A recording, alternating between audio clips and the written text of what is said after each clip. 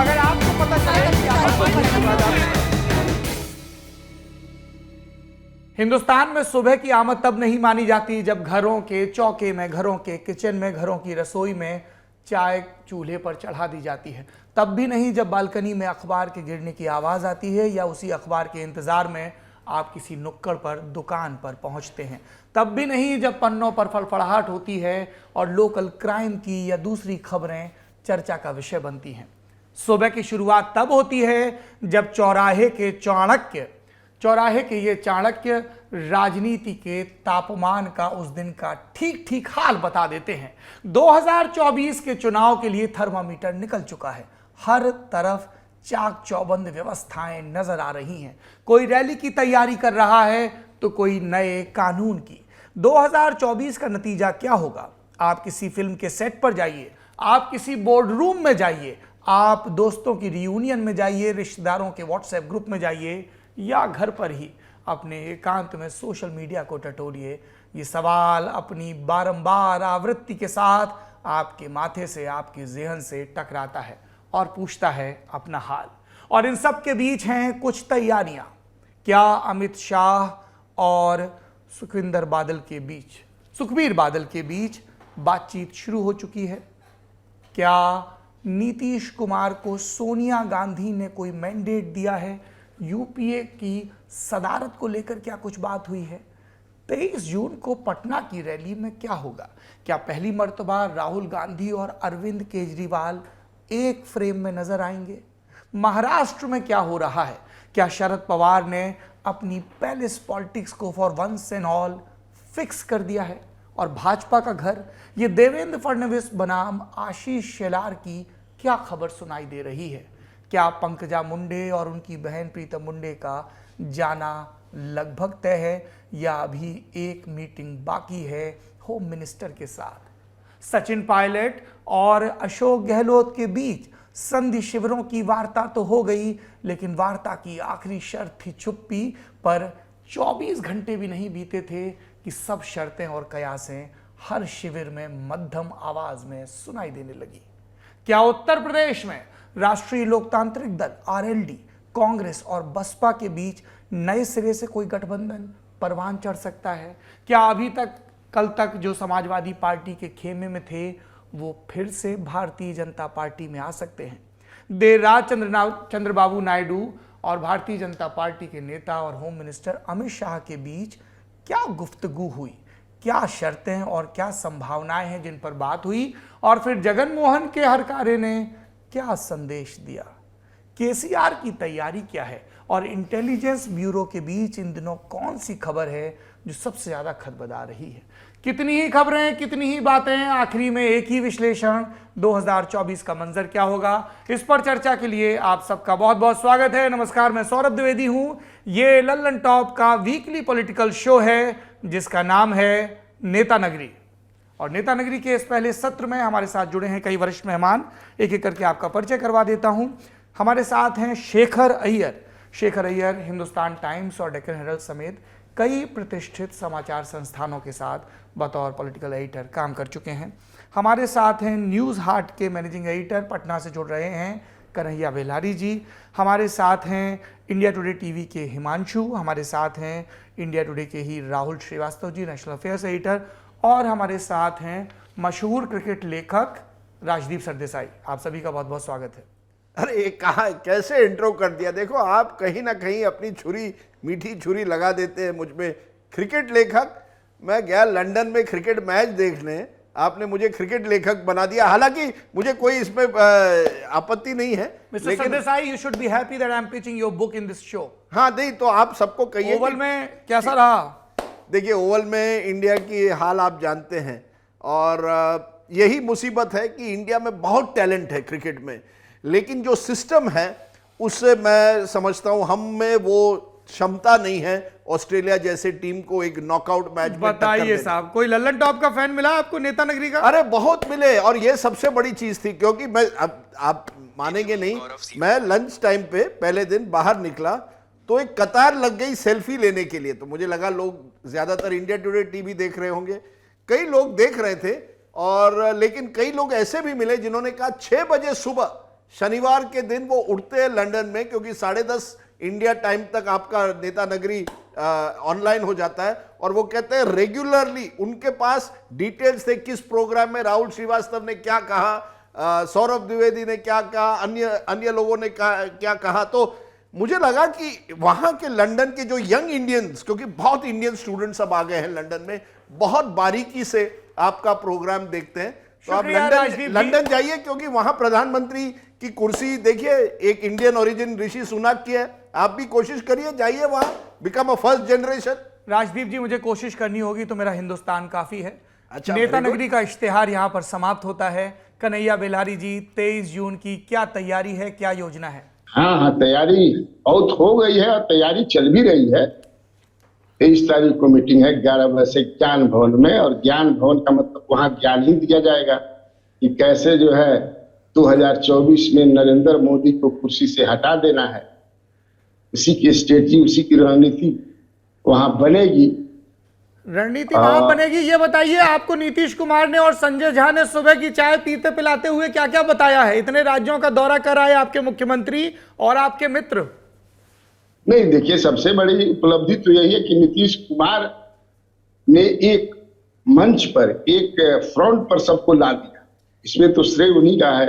और पटना में ये बैठक हुई, ये तो सलाह दिया ममता बनर्जी ने, लेकिन नीतीश कुमार की ही पहल पर सब कुछ हो रहा है। तो ये एक नीतीश कुमार की बड़ी उपलब्धि है, और धीरे धीरे ही is emerging as big leader. और वो बिग लीडर कहने का मतलब कि संयोजक तक ये जा सकते हैं। जो बात हो रही है यहाँ पर, जो छन करके बातें उधर से आ रही है कि नीतीश कुमार ही संयोजक बनेंगे, क्योंकि बिना नीतीश कुमार के संयोजक बने नरेंद्र मोदी का इलाज नहीं हो सकता है, जो यहाँ लोग चर्चा कर रहे हैं। तो ये आप देखिए 23 तारीख को लेकिन सारी पार्टियों के लोग तो आ ही रहे हैं। 12 तारीख को होना था, लेकिन नीतीश कुमार ने साफ कर दिया कि भाई ये कोई मीटिंग है, क्या मीटिंग? जब हेड ही नहीं आएंगे, जब जो हेड हैं, जो अध्यक्ष हैं, तो पार्टी के रियल हेड हो, डिफैक्टो हेड हो, जिस तरह सबको आना चाहिए, और सबने बात मान ली और सब अब आ रहे हैं 23 तारीख को। राहुल गांधी हो, खड़गे हो, स्टालिन हो, हेमंत सोरेन हो, दीदी हो, और जिन लोगों को नहीं बुलाया गया है, जैसे एक बात आती है कि उड़ीसा के मुख्यमंत्री नहीं गया, तो उड़ीसा के मुख्यमंत्री को तो न्योता ही नहीं गया है, इन्विटेशन ही नहीं गया है, तो आएंगे क्यों? टीडीपी को इन्विटेशन ही नहीं गया है, जगमोहन रेड्डी को इन्विटेशन नहीं गया, देवगौड़ा को इन्विटेशन ही नहीं गया है, और मेरी जहां तक जानकारी है कि के चंद्रशेखर राव को भी इन्विटेशन नहीं गया है, पंजाब में अकाली दल को इन्विटेशन नहीं गया है। ये लोग मान करके चल रहे हैं कि in days to come they will go to with BJP. तो क्या मतलब? और पटनायक जी जो है, नवीन पटनायक, उनका तो है कि किसी के साथ रहते नहीं है। और एक बात आपको और भी बता दूं कि पिछले दिनों जब नीतीश कुमार जब मिलने गए थे पटनायक से, और पटनायक से जिस तरह से ट्रीटमेंट किया पटनायक जी ने, उनके जो ललन सिंह और संजय झा को छोड़ दिया बाहर और नीतीश जी को अंदर ले गए। तो एक बात और जानकारी आपको तो होगी ही, चूंकि आपको पॉलिटिकल, नीतीश कुमार नहीं चाहते थे उनके पास जाना इस उद्देश्य से कि उनको हम लगे हैं। ममता दीदी ने ये कहा था, उनको सजेस्ट किया था कि उनको उनके पास जाइएगा जरूर, वो आए या ना आए। हालांकि नीतीश ने कहा था कि वो आएंगे नहीं, फिर भी आप जाइए, तब वो गए थे, अदरवाइज वो जाने वाले नहीं थे उनके पास।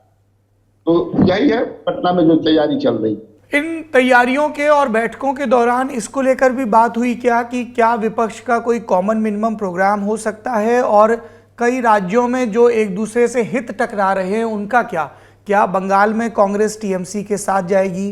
केसीआर को लेकर क्या पोजीशन है? आंध्र और तेलंगाना में किस तरीके से अपने आप को ये जो विपक्षी दल फिलहाल एकजुट नजर आ रहे हैं वो कैसे प्रस्तुत करेंगे? उत्तर प्रदेश को लेकर क्या समीकरण है? कांग्रेस और आम आदमी पार्टी एक दूसरे को कैसे एकोमोडेट करेंगे पंजाब, हरियाणा और दिल्ली जैसे राज्यों में? इसको लेकर कुछ शुरुआती चर्चा हुई है क्या? देखिए, शुरुआती चर्चा तो हुई है, चर्चा हो भी रही है। साथ थोड़ी कम्युनिकेशन का जो है, फोन पर सब बात करते रहते हैं। देखिए, पहला इन लोगों का यह है कि कैसे हम लोग मैक्सिमम 400 या 450, जितना हो सके ज्यादा 1 to 1 कैसे हम लोग भाजपा के खिलाफ एक कैंडिडेट दें।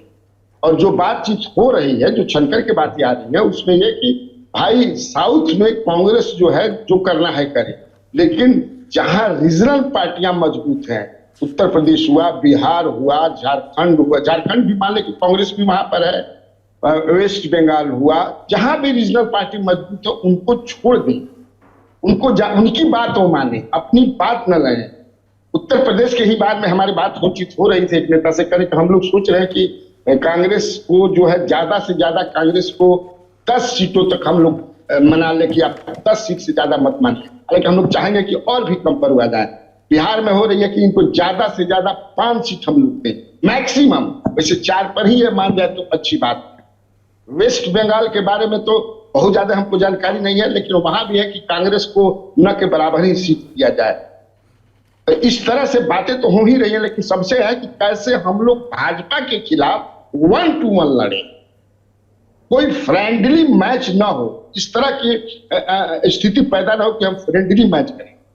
तो ये है। और देखिए, आप तो जानते हैं कि नीतीश कुमार का जो दिमाग जिस तरह से चलता है, अभी आपने देखिए उन्होंने कह दिया कि आप लोग ये भी तैयारी रखिए, उस पर भी ऐसा नहीं कि नॉन सीरियस तरीके से उन्होंने कहा हो, ये 2-3 दिन पहले ही अपने कुछ लोगों से कहा भी था कि आप लोग तैयारी कीजिए, हो सकता है कि दिसंबर में ये चुनाव न ये लोग करा दें, ये समझ लीजिए आप लोग। तो इस तरह से जो है नीतीश कुमार की जो तैयारी है और विपक्ष जो है। कन्हैया जी एक चीज बताइए, तैयारी तो 2017 में भी थी, तब भी महागठबंधन की रैली हुई थी, ममता बनर्जी तब भी आई थी, और 1 महीने के बाद नीतीश कुमार एनडीए में चले गए थे तब। ये तो दूसरी बात होगी, तो कब चुनाव के बाद भी ये जा सकते हैं, वो तो बात दूसरी हो गई। जा सकते हैं क्या? ये पर अब मान लीजिए कि चुनाव के बाद वैसा लगे कि इधर रहने से हम जो चाहते हैं नहीं हो पाए, हाँ, उधर जाकर के कुछ हो जाएंगे, तो कहीं नहीं चले जाएंगे, चले जाएंगे तेजस्वी को छोड़ के फिर से नीतीश कुमार नरेंद्र मोदी के साथ हो जाएंगे। अरे किसी के साथ रजिस्ट्री थोड़े होता है, लिखा पढ़ी होता है कहीं रजिस्ट्रार के यहाँ जाकर के कि नहीं बदलना है, ये राजनीति है, तो राजनीति में कब किसके साथ कौन चला जाएगा ये कोई जानता थोड़े है। अच्छा ये बताइए, मांझी जी के लड़के ने क्यों कैबिनेट से इस्तीफा दे दिया, संतोष ने? मांझी जी के लड़के का कारण है कि उसका विभाग जो है वो बड़ा रूखा सूखा था, हाँ। दिन भर बैठ करके माछी पंखा से हिलाना था, कुछ तो था नहीं उस विभाग में, SC/ST का था, कल्याण का। दूसरी बात यह है कि वो प्रधानमंत्री नरेंद्र मोदी के हॉट एकदम जो होता है ना, हॉट क्या होता है उसको फोन पर लगा, डायरेक्ट फोन पर थे वो। तो ये मांझी जी, ये तो मांझी जी वो क्योंकि बेटा जो है वही सब कुछ कर रहा है, और पिछले दिनों आप ये बता रहे हैं क्या कि नरेंद्र मोदी जी ने सीधे मांझी जी से बात की कि नीतीश जी को छोड़ के हमारी तरफ आ जाओ? आपको मैं बता दूं कि प्रधानमंत्री जी उनके बेटा से ज्यादा बात करते हैं, और बेटे ही सब कुछ देखभाल करते हैं, जितना मांझी में कुछ नहीं है। अगस्त 2021 में या 2021 में प्रधानमंत्री के यहाँ इनका गया कि हम मिलना चाहते हैं, ऐसा पहली बार मैंने देखा। ये गया तुरंत प्रधानमंत्री ने बुला लिया बिना वेट कराए। अच्छा, आइए। हाँ, तो ये तो मानो आप, हाँ एक बात तो लोग कह रहे हैं कि हमारे पार्टी पर दबाव, हम पर दबाव हो रहा था कि अपने पार्टी को आप विलय कर दीजिए। हमारी पार्टी में छोटे छोटे दुकान रखने की क्या जरूरत है? तो इसको तो ललन सिंह ने स्वीकार कर दिया कि हाँ हम लोग सलाह दे रहे थे, दबाव क्या बनाएंगे कि आप हमारे पार्टी में मर्ज कीजिए। तो इस तरह के सुझाव तो दिए ही जाते हैं। भाजपा वाले भी चिराग पासवान को कह रहे हैं कि आप पार्टी को मर्ज कर दीजिए, फिर हम लोग सोचेंगे कि आपको हम लोग चीफ मिनिस्टर का कैंडिडेट बना दें। लेकिन ये तैयार नहीं, हमसे जो बात हुई कि हम तैयार नहीं है। हमको लगता है कि 14-15 के आसपास उपेंद्र कुशवाहा को भी अमित शाह जी ने कहा था कि हम आपको सीएम का उम्मीदवार बना सकते हैं, आप अपनी पार्टी रालोसपा को जो है मर्ज करा दीजिए। ये चिराग ने आपको कब बताया मर्ज वाला? हम पिछले दिनों इंटरव्यू किए तो हो गया होगा 2 महीना। ने कहा कि ऐसा है कि हमारे पास ऐसे, हाँ इस तरह की बातें हो रही हैं, लेकिन मैं अपने मेरी पिता की बनाई हुई पार्टी है, सवाल ही नहीं होता है कि मैं किसी पार्टी में मर्ज करूं। ठीक है कन्हैया जी, हम आपके पास लौटेंगे। शेखर जी, 2024 को लेकर विपक्ष की गोलबंदी एक तरफ दिख रही, दूसरी तरफ भारतीय जनता पार्टी की। HD कुमारस्वामी और उनके पिता HD देवेगौड़ा क्या यूं ही नरेंद्र मोदी सरकार की और भाजपा की तारीफ वाले बयान देने लगे हैं, या कर्नाटक में 2024 के लोकसभा चुनाव से पहले इन दलों का गठबंधन हो सकता है? यही बात TDP और भाजपा के बीच भी चल रही है, यही बात अकाली दल और भाजपा के बीच भी चल रही है। बाकी जगन मोहन रेड्डी और नवीन पटनायक जैसे कभी दोस्त और राज्य की राजनीति में दुश्मन तो हैं ही, एनडीए की तैयारियों के बारे में क्या जानकारी है सर आपको, और कैसा दिख रहा है उनका मंजर, क्योंकि मुकाबला बहुत आसान नहीं है अब किसी के लिए भी, खेल खुला है। बिल्कुल सौरभ जी, खेल खुला है। और देखिए 543 लोकसभा सीट से 130 दक्षिण भारत से आता है जी। और आज के तारीख में कांग्रेस के पास 28 सीटें हैं, बाकी सब रीजनल पार्टी या बाकी दलों के पास है। कर्नाटक चुनाव के बाद कम से कम जनता दल सेकुलर के जो नेता है HD देवेगौड़ा जी और कुमारस्वामी जी, उनका बड़ा शौक लग गया क्योंकि उनको केवल 19 असेंबली सीट मिली। उसका बड़ा कारण है जो माइनॉरिटी वोट है, मुस्लिम वोट पूरा कांग्रेस को चला गया, इनको ज्यादा कुछ मिला नहीं। अब इनकी सोच यही है कि अगर असेंबली में हमें केवल 19 मिला है तो हमारी हालत क्या होगी लोकसभा में, क्योंकि ज्यादातर फाइट डायरेक्ट होगा बीजेपी और कांग्रेस, तो हम क्या करें। इसलिए आप देख रहे हैं कि कुछ ऐसे अभी तय नहीं हुआ है कि वो क्या करेंगे।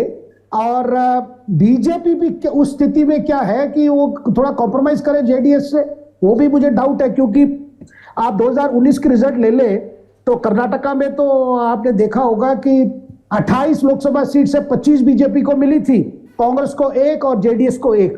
तो अभी कहना बड़ा मुश्किल है कि क्या जेडीएस इनके पास आएंगी। अब आंध्र प्रदेश के ले लीजिए, आंध्र प्रदेश में चीज उल्टी है। अब बीजेपी के पास चॉइसेस अनेक है और उनके पास पार्टनर बहुत है कि क्योंकि वैसे ही जगनमोहन रेड्डी कांग्रेस से इनकी कोई प्रॉब्लम नहीं है, वाईएसआरसीपी कांग्रेस से रिश्ता ठीक है, कोई प्रॉब्लम नहीं है। और यहां पे कई बार बोल चुके अपने टीडीपी के नेता चंद्रबाबू नायडू कि मैंने बड़ी गलती की एनडीए छोड़ के वहां जाने के लिए, बहुत बार कोशिश की पीएम के साथ अपॉइंटमेंट, फाइनली उनको अमित शाह से मिला।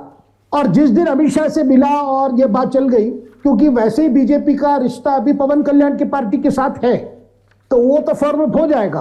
और बीजेपी की तो अंतिम मतलब क्या है, जो सीक्रेट डिजायर यही है पर किसी दिन हम विकल्प रूप में आगरा में आ जाए।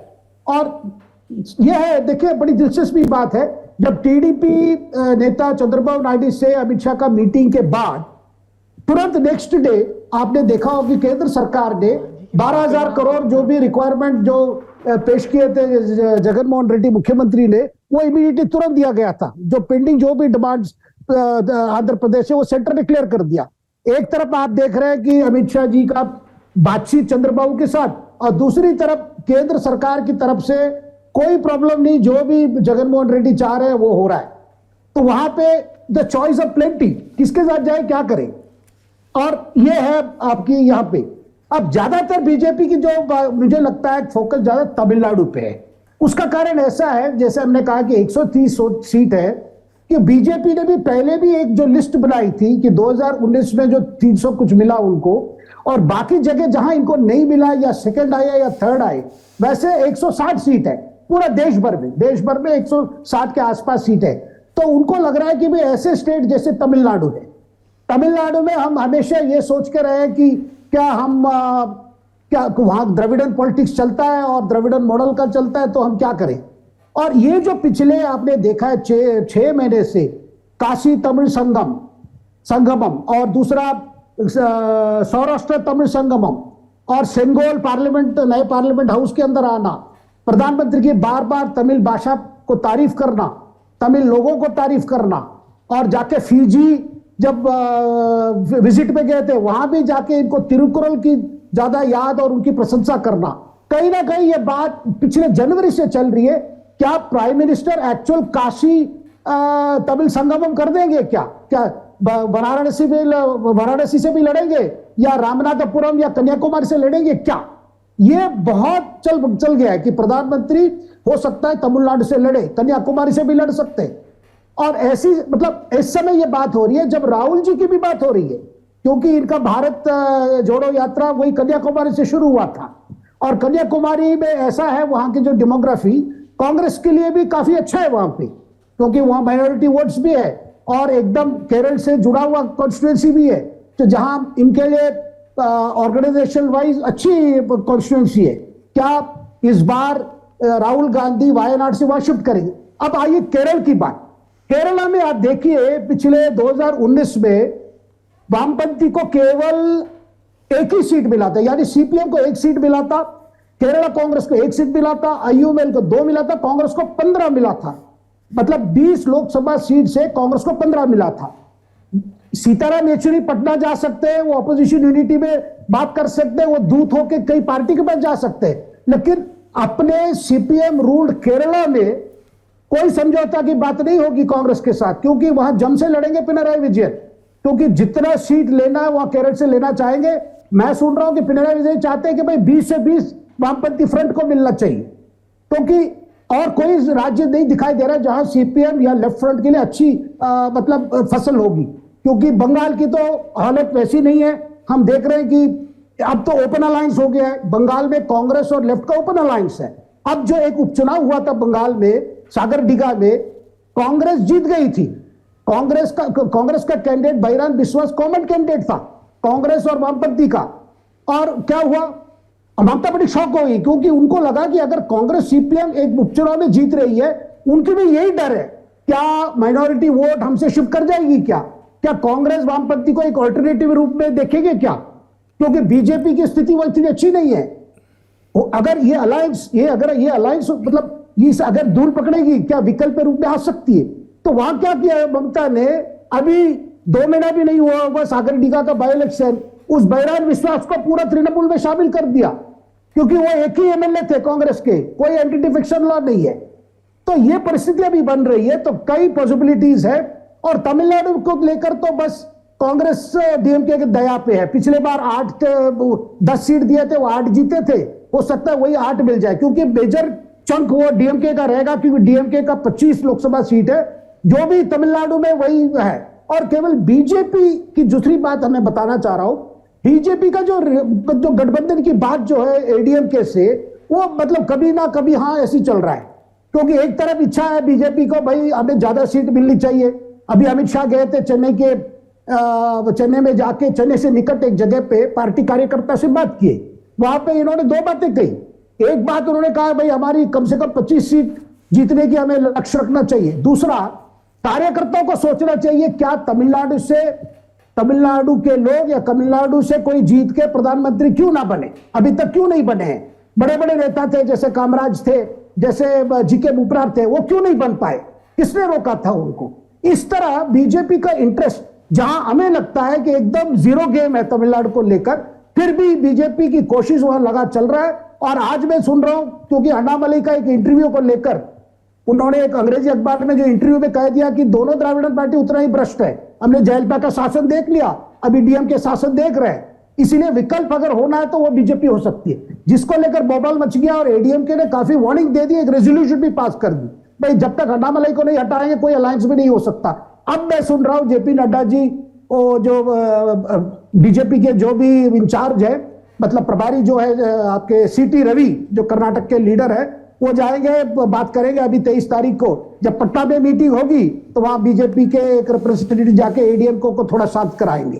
Saurabh ji, thank you Shekhar sir, बहुत आपने अलग अलग राज्यों के उदाहरण देके एक तस्वीर क्लियर करने की कोशिश की। Will come back to you.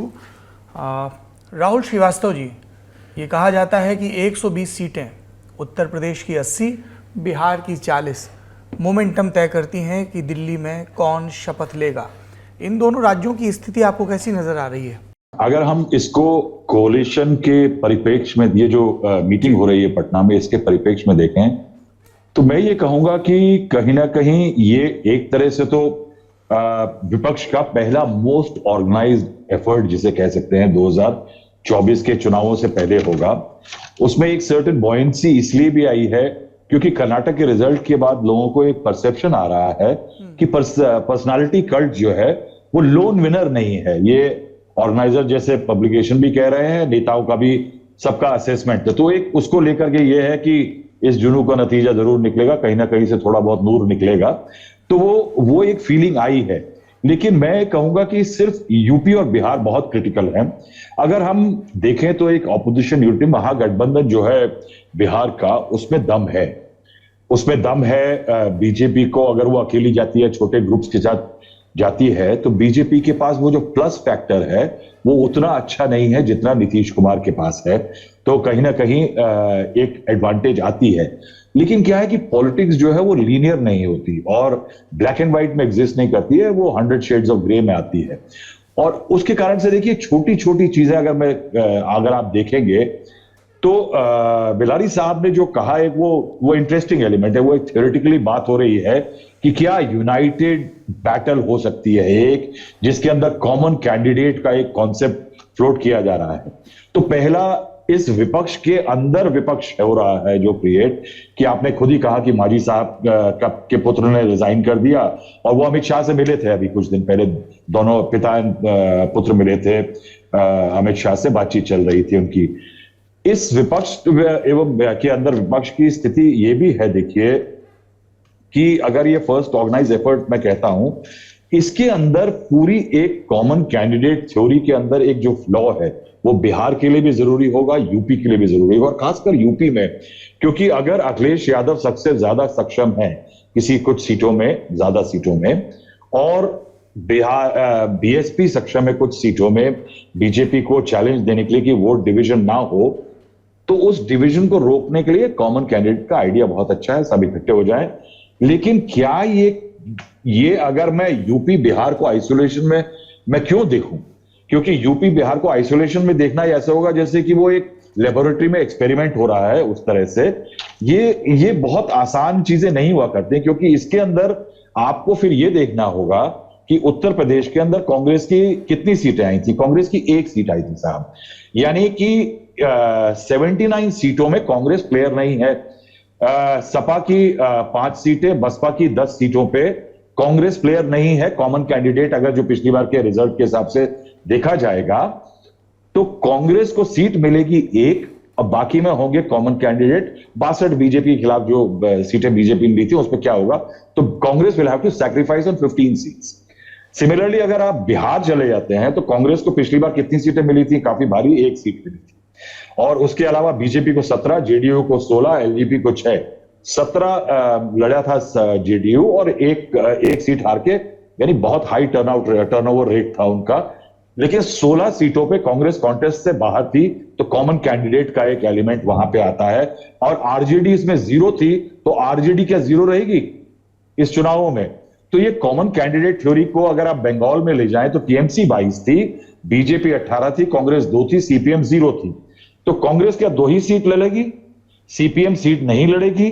क्या ये जो इस प्लेटफॉर्म पे जाकर के बैठने वाले आज के मित्र हैं जो इकट्ठे आ रहे हैं, अगर मैं मान भी लूं कि कॉमन कैंडिडेट थ्योरी चल सकती है, तो कुल मिलाकर के पूरे देश के पटल पे जहां जहां अलायंस पार्टनर मजबूत हैं, जहां जहां एग्जिस्टिंग अलायंस डीएमके है और तमाम लोग कांग्रेस के जो साथ हैं, जेएमएम है, इसके अलावा आपका आरजेडी है, होने वाले अलायंस पार्टनर जो कि ब्रॉड अलायंस एमॉर्फस सा हो सकता है, टीएमसी और ये सब, तो कांग्रेस को काफी कुर्बानी देनी पड़ेगी साहब।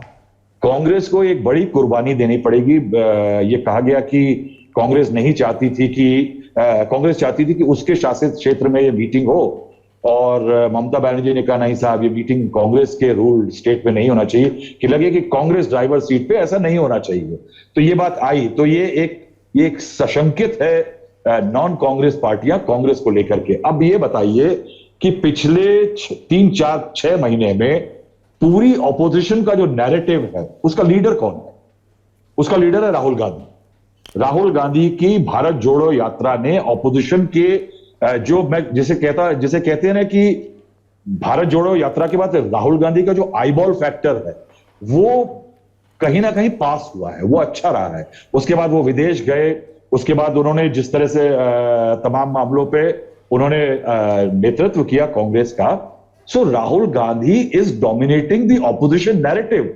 और आप जो पॉलिटिकल पार्टी डोमिनेट कर रही है नैरेटिव को में, उसको मेजर स्टेट्स के अंदर बिहार में 40 सीट, यूपी की 80 सीट, महाराष्ट्र में आप कहेंगे साहब आपकी तो पिछली बार कांग्रेस की 1 सीट आई थी, तो यानी कांग्रेस 23 सीटों के कॉन्टेस्ट से बाहर है, तो वहां पे कॉमन कैंडिडेट आ जाएगा 23 सीटों पे, तो कांग्रेस 1 सीट लड़ेगी साहब। ये सैक्रिफाइस अब जब कांग्रेस को करने को कहेंगे तो कांग्रेस किस मूड में आएगी इस कॉमन कैंडिडेट फॉर्मूले को लेकर के, वो मेरा थोड़ा सा एक डाउट है कि यूपी का सिनेरियो भी अगर आप बिहार का ले लेंगे तो पॉलिटिकल पार्टीज कितना सैक्रिफाइस करना चाहेंगी, how ready are they to vote out Modi और टू विन मोर सीट्स। ये जब कॉन्टेस्ट सामने आएगा तो उसको लेकर के जो स्थिति बनेगी वो आज की थ्योरी से कहीं ना कहीं परे है। अब ये बात हो रही है कि ये शरद पवार जी को कॉमन मिनिमम प्रोग्राम बनाने की बात की जा रही है।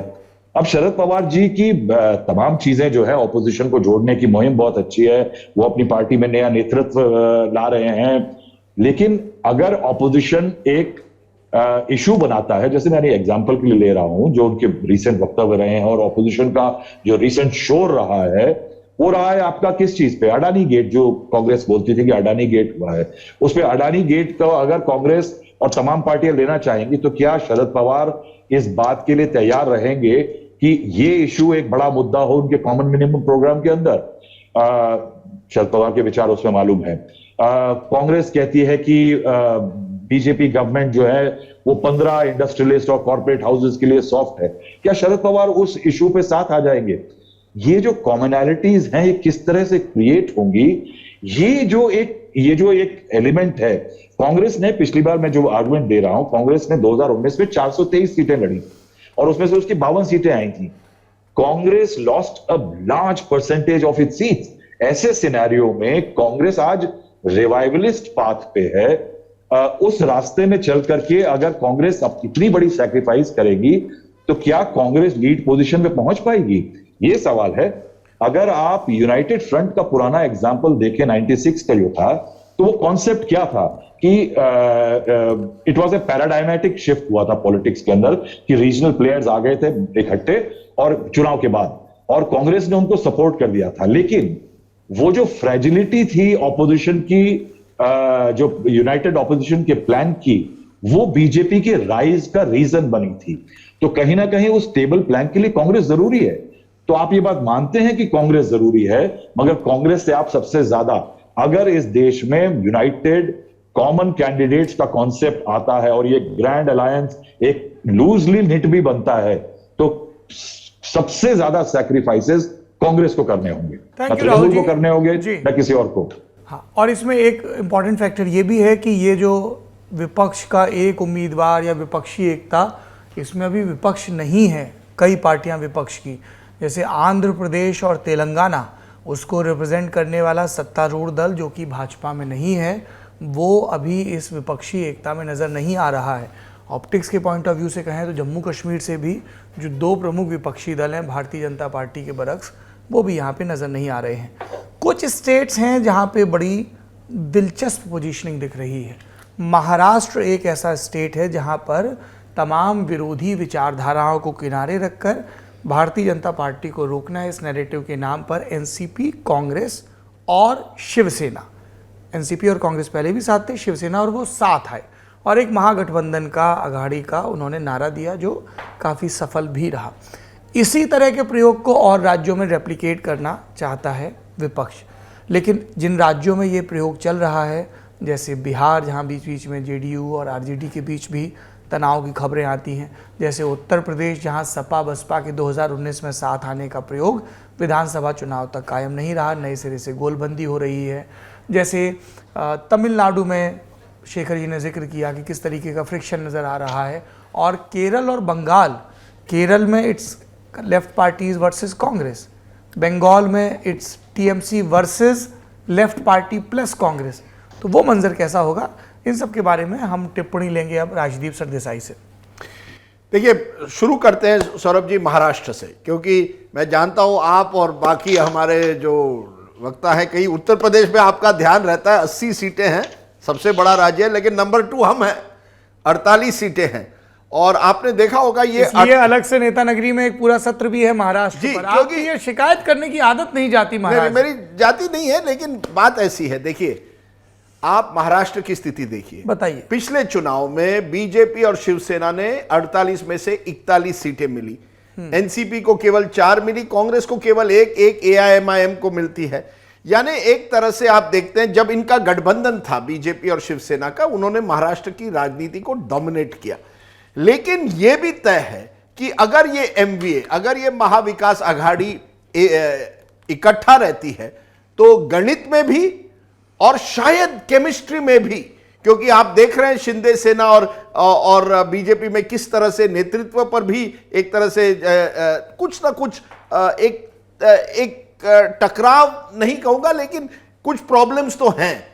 अब ऐसी स्थिति में अगर ऐसे राज्य में जहां बीजेपी को 41 सीटें, जिसमें बीजेपी के 23 थे, वहां अगर आपको एक प्रॉब्लम पहुंच जाए, वो आपके लिए सबसे सीरियस प्रॉब्लम है। देखिए बड़ी देश की क्या तस्वीर है सौरभ जी, कौन से वो राज्य हैं जहां विपक्ष को डबल डिजिट गेन हो सकता है और बीजेपी को डबल डिजिट एक तरह से नुकसान होने की आशंका है? कौन से वो राज्य है? महाराष्ट्र नंबर 1 एक है, दूसरा राज्य है बिहार, जहां लास्ट टाइम एनडीए ने स्वीप किया था, 39 आउट ऑफ 40 मिले थे। तीसरा है बंगाल, जहां पिछली बार बीजेपी ने ऐतिहासिक परफॉर्मेंस करके 18 सीटें लाई थी।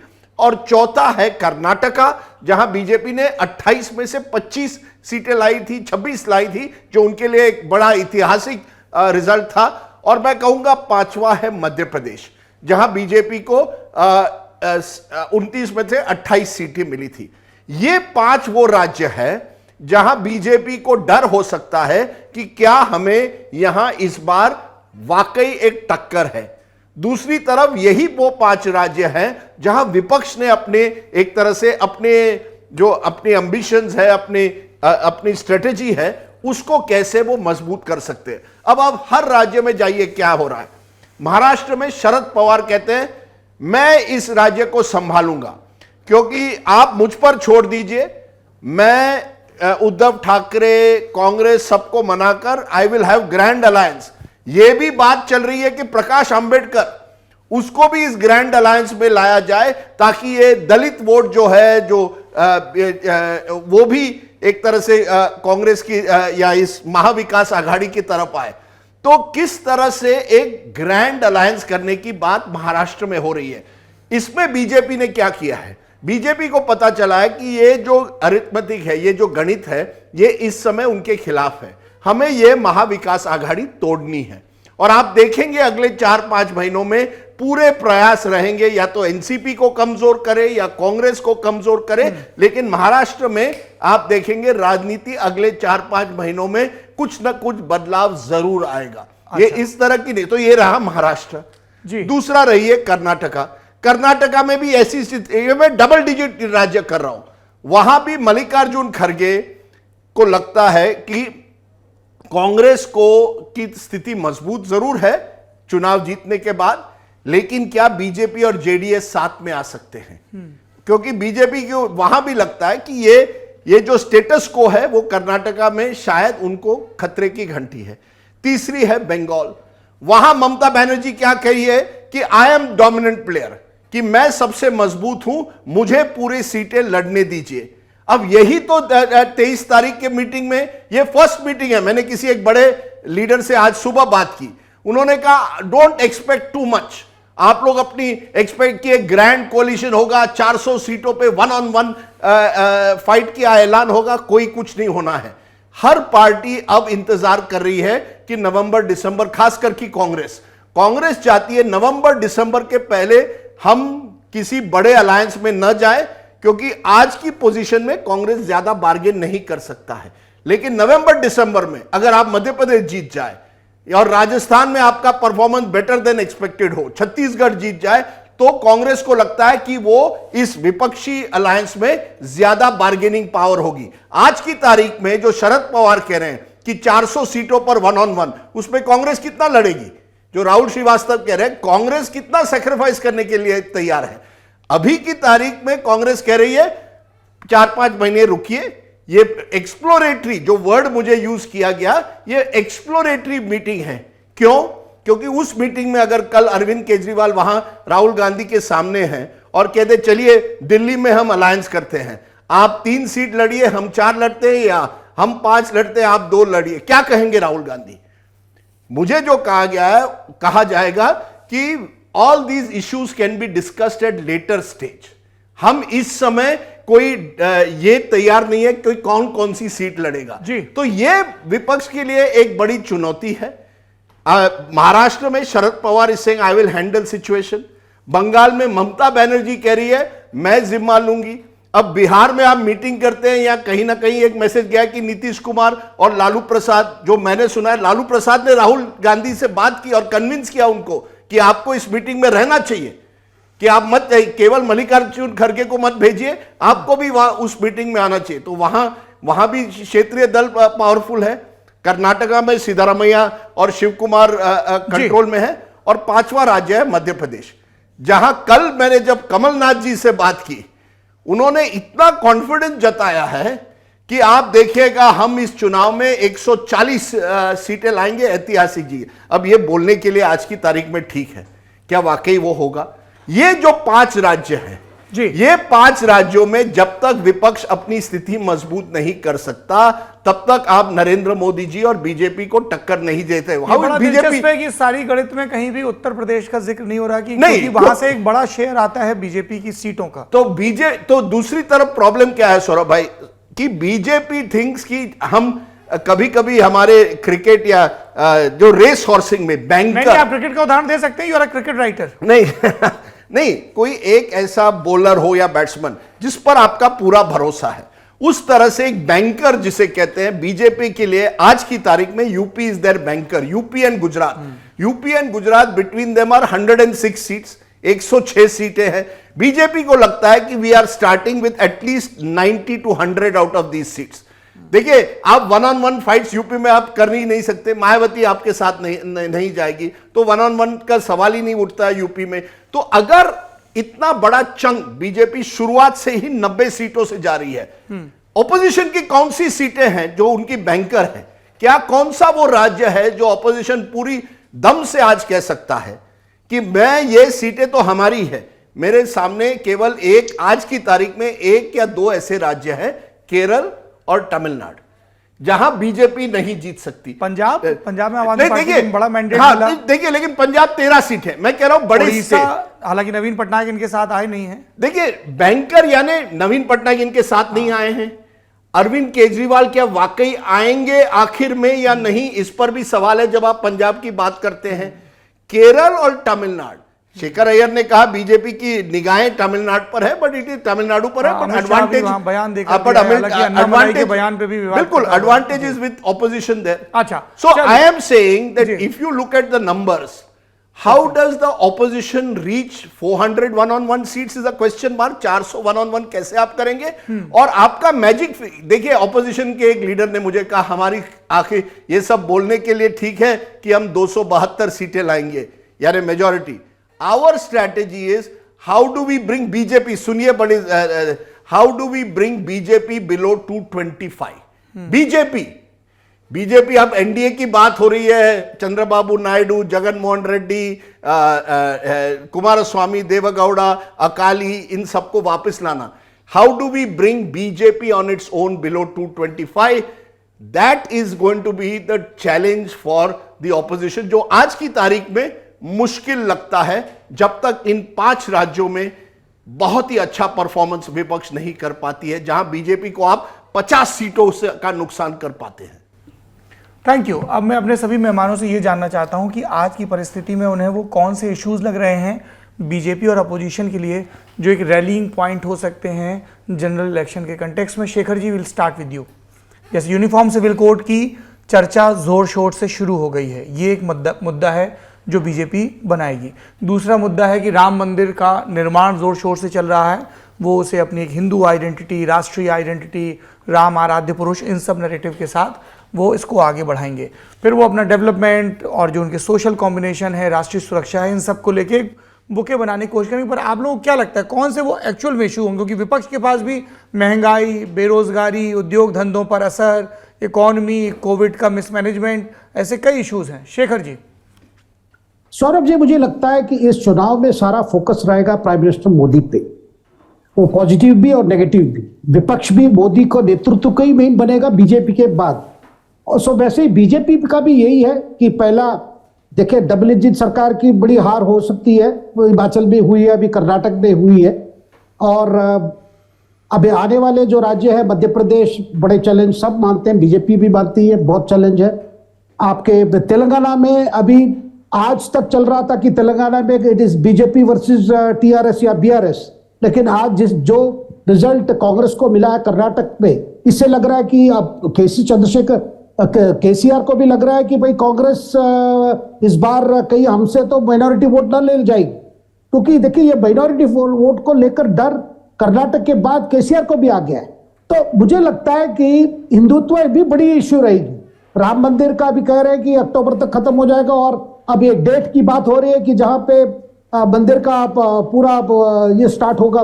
कोई बता रहा है कि जनवरी 17 या 21 को प्रधानमंत्री को भी बुलाया गया, प्राइम मिनिस्टर से डेट भी मांगे हैं वो राम मंदिर की कमेटी ने। तो राम मंदिर एक बड़ा इशू रहेगा, ये दिखाने के लिए भाई ये हमने प्रॉमिस किया था और हमने उसको सफलता की है।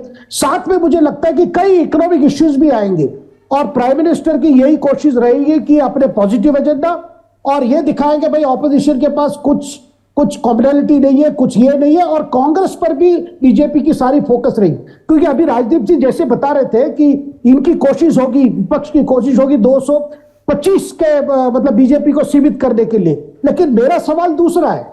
देखिए कोई भी एक ऑल्टरनेटिव अलायंस है, ऑल्टरनेटिव अरेंजमेंट के लिए, मतलब पोस्ट लोकसभा चुनाव 2024 में कांग्रेस के पास कम से कम 150 सीट मिलनी चाहिए। आप छोड़िए बीजेपी को 225 लाएंगे, ला भी सकते हैं, लेकिन कांग्रेस के खुद, क्योंकि आप 96 से 98 ले लीजिए, ये कोई ऑल्टरनेटिव अलायंस तभी बनेगा जब कांग्रेस 100 से ज्यादा सीट होगी, यानी 150 के पास होनी चाहिए, 160 होनी चाहिए, तभी बात बनेगी। नहीं तो मुझे नहीं लगता है कि ये जितने भी यूनिटी मूव्स हो या जितने भी कॉमन कैंडिडेट हो, और महाराष्ट्र में ऐसा नहीं है कि एनसीपी के अंदर प्रॉब्लम नहीं है। अभी शरद पवार जी ने तय कर लिया कि सुप्रिया सुले उनकी सक्सेसर है। अब अजीत पवार अभी साइलेंट है, क्या लोकसभा चुनाव तक साइलेंट रहेंगे? यह सवाल भी आएगा। देखिए इसीलिए मुझे नहीं लगता है कि इतनी आसान है कि कांग्रेस को, और कांग्रेस में मैं जानता हूं क्योंकि पुणे में लोकसभा चुनाव होनी है, उपचुनाव, उस सीट को लेकर देखिए एनसीपी और कांग्रेस के बीच में चल रही है। और दूसरा भी चंद्रपुर में भी अभी उपचुनाव होना है, वहां भी कैंडिडेट का बीजेपी का, कांग्रेस का कैंडिडेट का डेथ हुआ है, मतलब एमपी का डेथ हुआ है। तो महाराष्ट्र भी it's not a done thing yet, वहां भी बड़ा प्रॉब्लम है ये महाविकास अघाड़ी में। तो कांग्रेस के लिए अगर वाकई अगर कांग्रेस सीरियस चैलेंजर बीजेपी का बनना है, ये 4 राज्यों की तो है ही, लेकिन साथ में कांग्रेस के पास एक अच्छी प्लान होनी चाहिए कि खुद का संख्या लोकसभा चुनाव के बाद 150 के आसपास आनी चाहिए। सौरभ जी सर, इश्यूज कौन से होंगे जिन पर ज्यादा फोकस रहेगा इन सारी पार्टियों का आप लोगों के हिसाब से?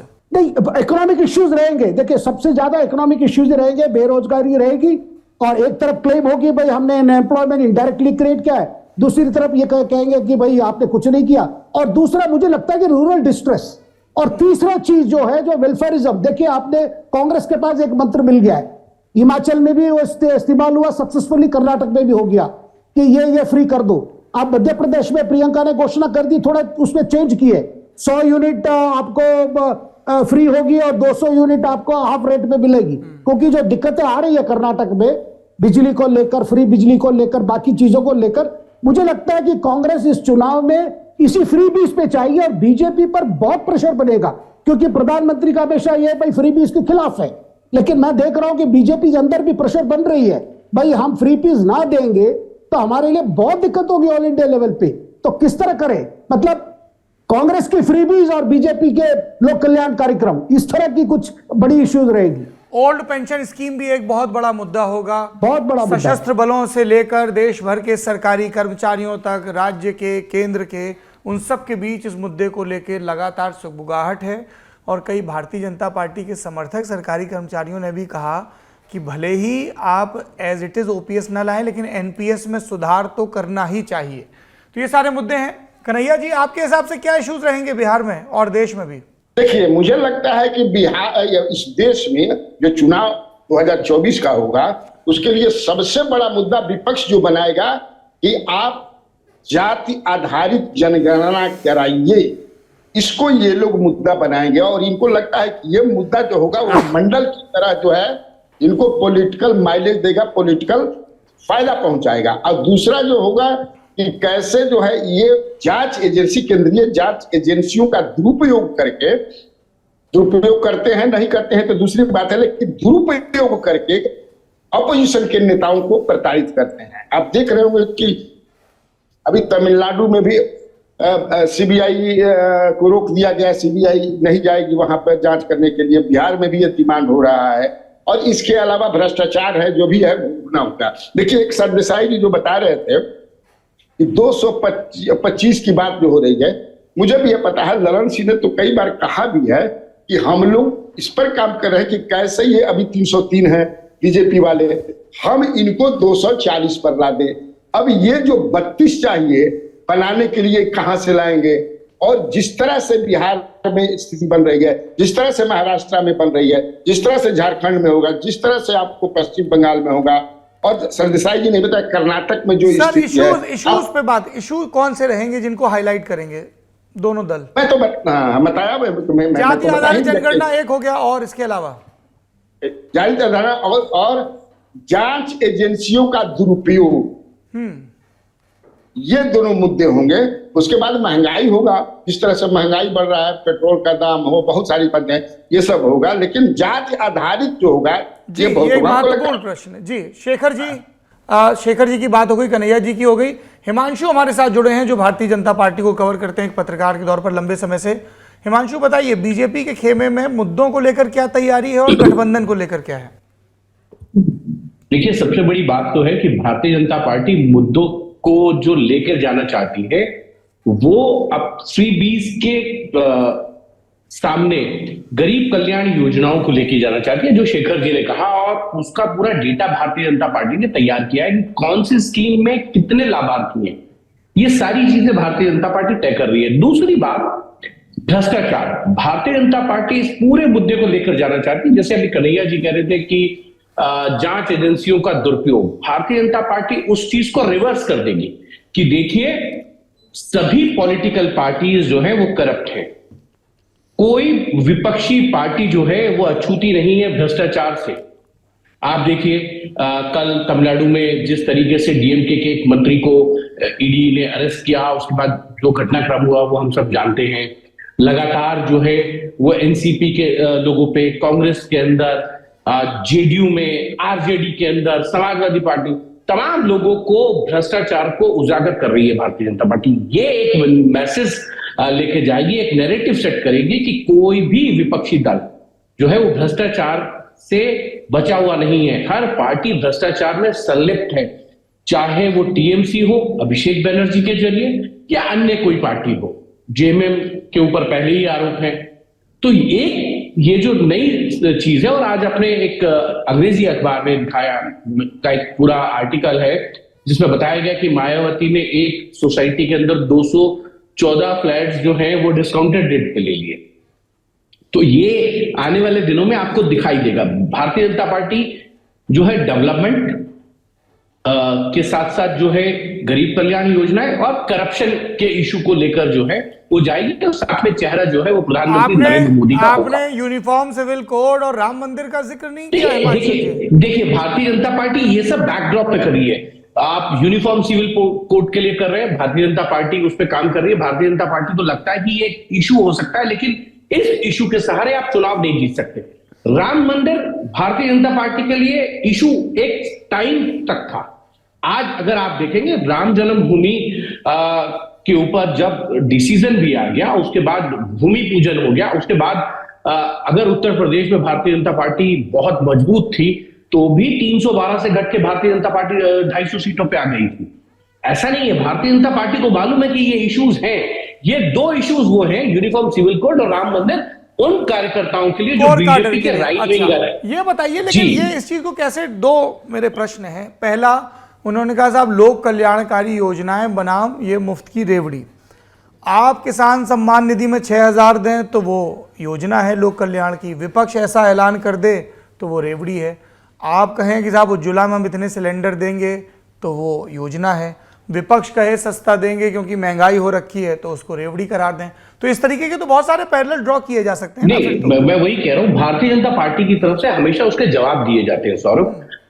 एक चीज भारतीय जनता पार्टी कहती है कि हम जो चीज दे रहे हैं गरीब कल्याण योजनाएं, वो बीपीएल फैमिलीज के लिए, ये उन परिवारों के लिए हैं जो बिलो दी पॉवर्टी लाइन के नीचे आते हैं। हम ब्लैंकेट कवर हर नहीं दे रहे हैं फैमिली कि के सबको लिए। नहीं दे रहे हैं। हाँ, ये सबको नहीं है। किसान सम्मान निधि एक ऐसी स्कीम है जो हर किसान को दी जाती है, चाहे वो छोटा हो या बड़ा। मध्य प्रदेश में अभी लाडली बहना योजना है, उसमें तो 1.25 हाँ, करोड़ ये- लाभार्थी हुए हैं। वो भारतीय, जैसा कि अभी कन्हैया जी भी कह रहे थे और शेखर जी भी कह रहे थे कि अब भारतीय जनता पार्टी के सामने चैलेंज है, तो शिवराज सिंह चौहान ने आके ये घोषणा की है महिलाओं के लिए लाडली पहले लाडली योजना चलाते थे, अब लाडली बहना योजना, जिसमें 1,000 रुपए की उन्होंने घोषणा कर दिया और उन्होंने कहा कि वो 3,000 तक लेके जाएंगे जब उनका फंड जो है वो इकट्ठा हो जाएगा। अब दूसरी बात, आपने अलायंस की, मैं एक चीज बहुत दिनों से देख रहा हूं, भारतीय जनता पार्टी अलायंस करना चाहती है लेकिन अपनी शर्तों पे। अगर वो जेडीएस को लाएगी तो वो ये नहीं कहेगी कि आप 4 सीटों पे लड़ लीजिए, 5 पे लड़ लीजिए। जो बात शेखर जी कह रहे थे, वो कहीं ना कहीं भारतीय जनता पार्टी को इस बात का एहसास है कि जेडीएस को भी अपनी जमीन बचानी है और भारतीय जनता पार्टी को अपनी 25 सीटें जो उन्होंने 2019 में जीती थी और एक उनके समर्थित सुमन लता अमरीश जो है वो जीती थी, उन सीटों को बरकरार रखना चाहती। तो वो ये जरूर चाहेगी कि 3 से कम सीटों पर जो है वो अलायंस हो और उनका जो वोट शेयर है वो अगर भारतीय जनता पार्टी के साथ जुड़ता है तो वो कांग्रेस को सीधा टक्कर देके 19 जैसी स्थिति में आ सकते हैं। दूसरी चीज, मैं अभी कुछ दिन पहले हरियाणा के भारतीय जनता पार्टी के जो गठबंधन के साथी हैं उनके नेता से मिला था। उन्होंने कहा था कि हम तो गठबंधन में हैं लेकिन भारतीय जनता पार्टी ये चाहती है कि जल्द से जल्द चले जाएंगे तो हमको फायदा होगा, क्योंकि जाट वोट बैंक की पॉलिटिक्स हम करते नहीं है हरियाणा में, और अगर ये हमारे साथ रहे तो जो हमारा वोट बैंक है जिसमें पंजाबी है, यादव है, दलित है, ये वोट बैंक जो है हमारा खिसक जाएगा इनके साथ और इनके भ्रष्टाचार जो है वो हमारे ऊपर चिपक जाएंगे जिसका नुकसान हमें होगा। और पंजाब के अंदर भारतीय जनता पार्टी अकाली दल से अलायंस करना चाहती है, लेकिन अकाली दल की जो स्थिति आज है, अब वो 2019 या 17 या 12 जैसी सिचुएशन में नहीं जाती है। वो चाहती है कि लोकसभा के अगर चुनाव में हम जाएं तो 50-50 पे आइए, 13 सीट है या 14 सीट है, वो 50-50 के रेशो पे हमारे साथ करिए, तब हम आपके लिए तैयार है। क्योंकि अदरवाइज तो अकाली दल के ज्यादातर नेता पार्टी छोड़कर जो है वो भारतीय जनता पार्टी में आ गए। कांग्रेस के भी बहुत से नेताओं ने भारतीय जनता पार्टी ज्वाइन की है पंजाब में। तो भारतीय जनता पार्टी अब बार्गेन पावर बढ़ाना चाहती है, वो छोटे दल के रूप में जो है वो नजर नहीं आना चाहती है। बिहार में वो समीकरण बैठाना चाहती है जो 2014 में था। आप रामविलास पासवान को भी लेना चाहते हैं, यानी चिराग पासवान, उनके चाचा को भी लाएंगे, आप उपेंद्र कुशवाहा को भी लाएंगे, आप जो है मुकेश साहनी को भी लाना चाहते हैं, मांझी को भी लाना चाहते हैं। उनको ये लगता है कि अगर ये सब आएंगे तो एक माहौल बनेगा और भारतीय जनता पार्टी का एक वोट बैंक है, और अगर ये चारों दल साथ आते हैं भारतीय जनता पार्टी के तो एक तरीके से पूरा का पूरा सिनेरियो चेंज हो जाएगा। और भारतीय जनता पार्टी एक चीज में बहुत माहिर है, जोड़ तोड़ में, तो चाहे वो आरजेडी के नेता हो या जेडीयू के या कांग्रेस के, जरूरत पड़ने पर वो हो सकता है भारतीय जनता पार्टी उनको अपने खेमे में नजर लेकर आ जाए। टीडीपी के साथ भारतीय जनता पार्टी आंध्र प्रदेश को लेकर जो है मुझे लगता है वो अलायंस नहीं कर रही है, वो चाहती है तेलंगाना में, क्योंकि 2000 अरे महाराज ऐसे थोड़ी होता है, गुड़ खाए गुलगुले से परहेज।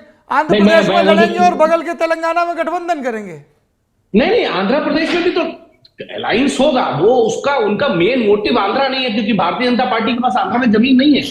भारतीय जनता पार्टी को लगता है कि तेलंगाना में अगर टीडीपी के साथ अलायंस होगा तो भारतीय जनता पार्टी, जो बात शेखर जी कह रहे थे ना, वो उसमें फ्रंट रनर के तौर पर जो है वो सीधा टीआरएस से टक्कर करती नजर आएगी।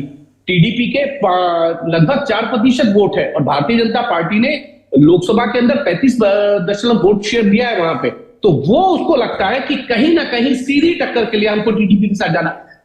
आंध्र प्रदेश में अगर वो अलायंस करेंगे अभी तो 2 सीट मिलती है या 3 सीट मिलती है, उनमें से मुझे जहां तक है 2014 में अलायंस हुआ था तो भारतीय जनता पार्टी ने 2 सीटें जीती थी वहां से। तो ये जो चीजें हैं, भारतीय जनता पार्टी बहुत सोच समझकर अलायंस करना चाहती है, वो किसी भी तरीके की जल्दबाजी में नहीं है। और दूसरी तरफ महाराष्ट्र के अंदर जैसा कि अभी राजदीप भी बता रहे थे और शेखर जी भी बता रहे थे, राहुल भी बता रहे थे कि एनसीपी को कमजोर किया जाएगा, कांग्रेस को किया जाएगा और फिर लोकसभा के लिए कैसे और भारतीय जनता पार्टी मजबूत हो, इसकी रणनीति जो है वो रोज तैयार हो रही है। और मुझे लगता है 10 बैठक जो है वो अभी तक हो चुकी हैं गृह मंत्री अमित शाह, बीएल संतोष और जेपी नड्डा के बीच, कि किनको कैसे लिया जाए अलायंस के तौर पर और कितना बार्गेन करना है, ये सारी चीजें जो है वो तैयार हो चुकी हैं। राजदीप जी और राहुल जी, एक एक करके आपके पास आऊंगा। राहुल जी पहले आपकी बारी। एक और चीज मैं राहुल इसमें बता देता हूँ सौरभ जी, भारतीय जनता पार्टी के साथ एक दिक्कत है। वो सही है कि 225 पे लेके आना चाहते हैं, क्योंकि भारतीय जनता पार्टी ज्यादातर स्टेट में सैचुरेशन पर है। राजस्थान में 25 में से 25 जीती हुई है, गुजरात में 26 में से 26, दिल्ली में 7 में से 7, हरियाणा में 10 में से 10, हिमाचल में से 4 में से 4 जीती थी, मध्य प्रदेश में 29 में से 28, 62 सीटें जो है वो उत्तर प्रदेश में जीती हुई हैं। अगर आप सैचुरेशन पॉइंट को देखेंगे तो भारतीय जनता पार्टी को लगता है कि कहीं कुछ कमी हो जाए, तो इसीलिए वो तमिलनाडु में भी अपनी जमीन को तलाशना चाहते हैं और तेलंगाना में भी अपनी 4 से बढ़ाकर सीटें ज्यादा चाहते हैं, आंध्रा में भी अलायंस करने की कोशिश कर रहे हैं कि ये सारी चीजें अगर विपक्ष एक भी हो जाए तो जो वो चाहते हैं उस तरीके के समीकरण के साथ गठबंधन किया जाए। समीकरण तो ये भी चल रहे हैं कि अगर तमाम ये इनके बावजूद गिनती 230 240 पर अटकी, तब क्या नेतृत्व का प्रश्न सामने आएगा। चलिए अब बात करते हैं राहुल जी से, आपकी नजर में क्या मुद्दे होंगे। सौरभ, जो आपने आखिरी लाइन बोली ना कि अगर इतने हो गए तो क्या सिनेरियो सामने आएगा, क्या है कि विलियम शेक्सपियर की किताब है टेम्पेस्ट, उसके अंदर एक लाइन है व्हाट्स पास्ट इज प्रोलोग, यानी हो चुका है इतिहास में। तो अगर आप 2019 के चुनाव देखें और आज के उसको कंपेयर करें, उस समय बीजेपी डाउन थी और बहुत सारे बड़े बड़े राजनीतिक विश्लेषज्ञ और तमाम लोग कह रहे थे कि अगर 160-180 के बीच आई तो राजनाथ जी की चांदी हो सकती है। ये सब अटकलें लगी थी। राहुल गांधी बहुत हाई पे थे रफाल मामले को लेकर के। ममता बनर्जी वगैरह दिल्ली आती थी और मीटिंग होती थी अलायंस को लेकर के। बीजेपी राजस्थान, मध्य प्रदेश और कर्नाटक तीनों हार चुका था। वो एक समय था और आपने याद होगा कि वो 2018 की एक ऐतिहासिक रैली भी थी जिसमें जेडीएस के कुमारस्वामी जी के राज्याभिषेक के समय पे उनको सारे विपक्ष के नेता इकट्ठे खड़े हुए थे। तो क्या है कि उस 5 साल के बाद अगर आप आज देखें तो देखिए एक एलिमेंट ये आ जाता है कि व्हाट्स पास्ट इज प्रोलोग हो सकता है, ये चीजें हो रही हैं, मगर where does the BJP stand, BJP का क्या वो है। देखिए बीजेपी 2014 से किस प्लैंक पे आई थी, आपने ये बात शेखर ने भी करी कि मुद्दे क्या होंगे। देखिए मुद्दे बड़े एलिमेंट्री हैं, बहुत ज्यादा डिटेल में जाने की, ये ईडी सीबीआई ये बहुत माइनर इशू हैं। गांव में ईडी सीबीआई लोगों को समझ नहीं आते हैं। भ्रष्टाचार आता है, लेकिन जब भ्रष्टाचार किसी और चीज पे जनता अटक जाती है तो भ्रष्टाचार भी मुद्दा बनता है, इट्स ए प्लस। बीजेपी आई थी सनातन और प्रशासन पे। सनातन और प्रशासन जो था वो बीजेपी का मुख्य मुद्दा था। तो अब ये तब से लेकर के अगर आपको देखना है तो बीजेपी को, पब्लिक को ये कन्विंस करना पड़ेगा कि अनलाइक द ऑपोजिशन नैरेटिव ढूंढ रहा है। बीजेपी के पास आने वाले दिनों में नैरेटिव आने वाला है। मैं इस चीज से थोड़ा डिसएग्री करता हूं कि राम मंदिर का जब इनॉग्रेशन होगा तो वो राम मंदिर के शिलान्यास जैसा होगा। राम मंदिर का इनॉग्रेशन जब भी होगा वो एक डिफरेंट स्केल का होगा और उसकी रेजोनेंस जो होगी वो डेफिनेटली अलग होगी। दूसरा जो तमाम फ्रिक्शंस है, जैसे आप महाराष्ट्र में बात कर रहे थे, राजदीप ने बात करी, वहां की पॉलिटिक्स की तमाम बात हुई, लेकिन आप ये याद रखना पड़ेगा हर एक आदमी को कि महाराष्ट्र की पॉलिटिक्स एक बहुत इंटरेस्टिंग कगार पे है। ये पहली बार हो रहा है किसी राज्य में जहां 4 पार्टियां हिंदू वोट की क्लेमेंट है। इस समय पे 4 पार्टियों का हिंदू वोट का क्लेम होना, आप देखिए जो तमाम फ्रिक्शन हो रहे हैं वो इसलिए हो रहे हैं कि 4 पार्टियां, जरा सा कुछ होता है, बवाल की औरंगजेब की फोटो लेके कोई आया, टीपू सुल्तान का पोस्ट आया, तो 4 पार्टियों के लोग खड़े हो जाते हैं। तो Maharashtra politics is going in a different direction. BJP की प्रॉब्लम आज की तारीख में यह है कि बीजेपी का जो सनातन प्लान है, चलिए उसमें राम मंदिर जुड़ जाएगा, यूसीसी आप उसमें एक मुसलमानों को पिन प्रिकिंग के लिए एक एलिमेंट क्रिएट कर देंगे कि रिवर्स पोलराइजेशन की उम्मीद करेंगे तो आपका थोड़ा सा वो चल जाएगा। बीजेपी का जो दूसरा प्लान है प्रशासन, तमाम बेनिफिशियरी पॉलिसीज, तमाम डोल्स और जिनको आप स्कीम कह दें वो स्कीम नहीं है, वो उतनी ही रेवड़ी है जितने की आप अनुमान है। क्योंकि रेवड़ी का लॉजिक क्या होता है? रेवड़ी ये होती है कि साहब आप उठा के दे रहे हैं कि मेरे पास पैसा है, नहीं तो वो जो किसानों को 6,000 मिल रहा है वो लैंडलॉर्ड्स को मिल रहा है, not to the exact farmers also. ये भी उसका क्रिटिसिज्म है। तो ये जो आपकी लाभार्थी, आपकी social policies, good governance policy, आपने पिछले 2014 से लेकर पहली बार बीजेपी के इतिहास में इस सालों में नरेंद्र मोदी के टर्म में हुआ है कि आपने एक राज्य इसलिए खोया, there was a corruption issue against you. आपकी सरकार के खिलाफ करप्शन इश्यू एक किसी सरकार के खिलाफ खड़ा हो गया था। ये एक प्रशासन में कमी आई है। आपकी उज्ज्वला योजना जो आपकी वोट गेटर थी, महिला वोट को चार्म कर रही थी, वो गले में लटकी हंसुली हो गया है इस समय पे कि आपका वो 1100-1200 का सिलेंडर जो है वो सामने मुंह चिढ़ाता है लोगों को, उन्हीं लोगों को जो कि खुश होते हुए वोट देने जाते थे। तो अगला चुनाव इस चीज पे तय होगा साहब कि नरेंद्र मोदी, मैंने जो बहुत पहले से कहता रहा हूं that Narendra Modi has to make a mistake and that will become the issue.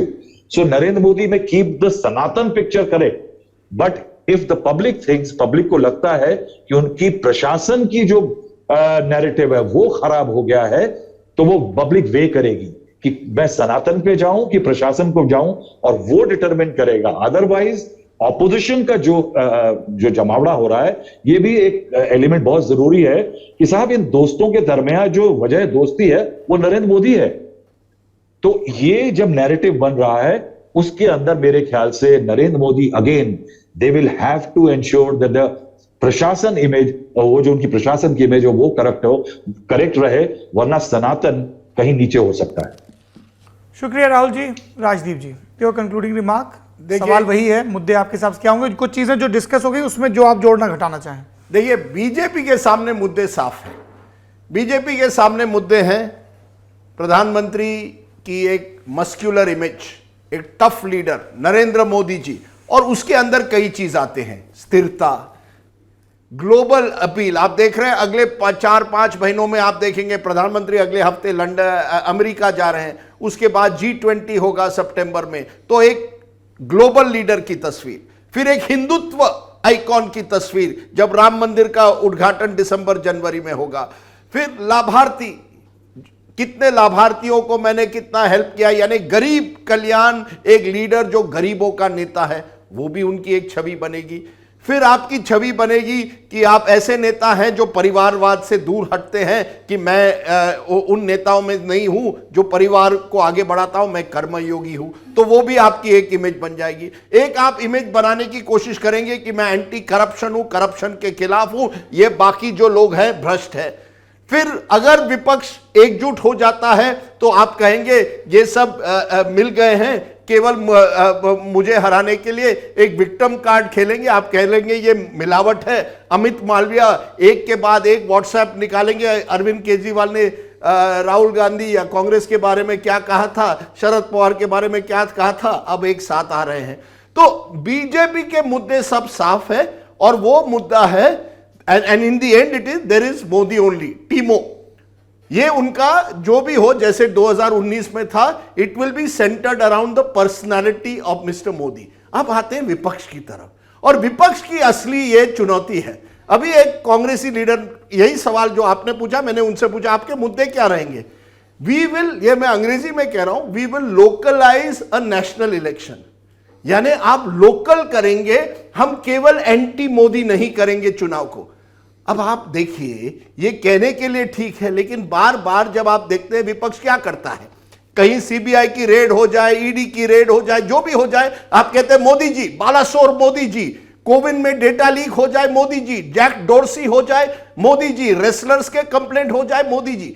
यानी आप एक तरह से वो चुनाव, आप भले ही मुझे कहें कि हम एंटी मोदी चुनाव नहीं लड़ना चाहते, लोकल मुद्दों पर लड़ना चाहते हैं, जब नैरेटिव बनता है कहीं ना कहीं तो आप उसे एंटी मोदी बनाते हैं। तो यह विपक्ष के सामने एक बहुत बड़ी चुनौती है कि लोकलाइज कैसे करेंगे। अब उन्होंने मुझे कहा कि देखिए, जब मैंने ये काउंटर क्वेश्चन पूछा तो उन्होंने कहा कर्नाटका में देखिए क्या हुआ। कर्नाटका में उनके स्ट्रेटेजी के मुताबिक, या उनका कहना है, उनकी जो एनालिसिस है कि गरीबों ने हमको वोट दिया, दलितों ने हमको वोट दिया, वहां के आदिवासियों ने हमको वोट दिया। हमारे पास 11% एज था गरीबों में, जिनकी 10,000 से कम आमदनी है, उसमें हम 11% आगे थे बीजेपी से। महिलाओं में हम 11% आगे थे क्योंकि हमने एलपीजी का मुद्दा उठाया। दलितों में हम 8-10% से आगे थे क्योंकि मल्लिकार्जुन खड़गे हमारे जो नेता हैं वो एक दलित समाज से आते हैं। लोग जानते हैं उन्होंने कितने कठिनाइयों से उभर कर यहां तक आए हैं। बीजेपी के पास कौन सा वो बड़ा दलित नेता या दलित चेहरा है। ये सब मिलाकर जैसे बीजेपी नरेंद्र मोदी जी और मोदित्व को एक तरह से प्रोजेक्ट करेगी, जो मेरी जानकारी है विपक्ष कहना चाहती है, और केसी वेणुगोपाल ने हमारे इंडिया टुडे साउथ कॉन्क्लेव में तो ये साफ कहा, ये चुनाव होगा गरीब वर्सेस अमीर। हम कहते हैं जो बॉटम ऑफ द पिरामिड है, जो लोग सबसे लोअर मिडिल क्लास और जो गरीब है, उस तबके को में बदलाव आ रहा है, उनको सबसे ज्यादा परेशानी हुई है पोस्ट कोविड से, और हम उस क्लास ग्रुप्स को टारगेट करेंगे। और कैसे करेंगे ये मुझे किसी ने कहा है, we will announce a minimum income scheme. अब यही जो है ना, एक तरह से हिस्ट्री रिपीट्स इटसेल्फ। 2019 में भी राहुल गांधी ने जनवरी, मुझे लगता है जनवरी 2019 में अनाउंसमेंट की थी कि हम एक मिनिमम इनकम स्कीम करवाएंगे। वो बनते बनते अप्रैल हो गया जब तक अपनी स्ट्रेटेजी तैयार हुई। अब वो कह रहे हैं हम अक्टूबर तक हमारी पूरी तरह से ये स्कीम तैयार रहेगी।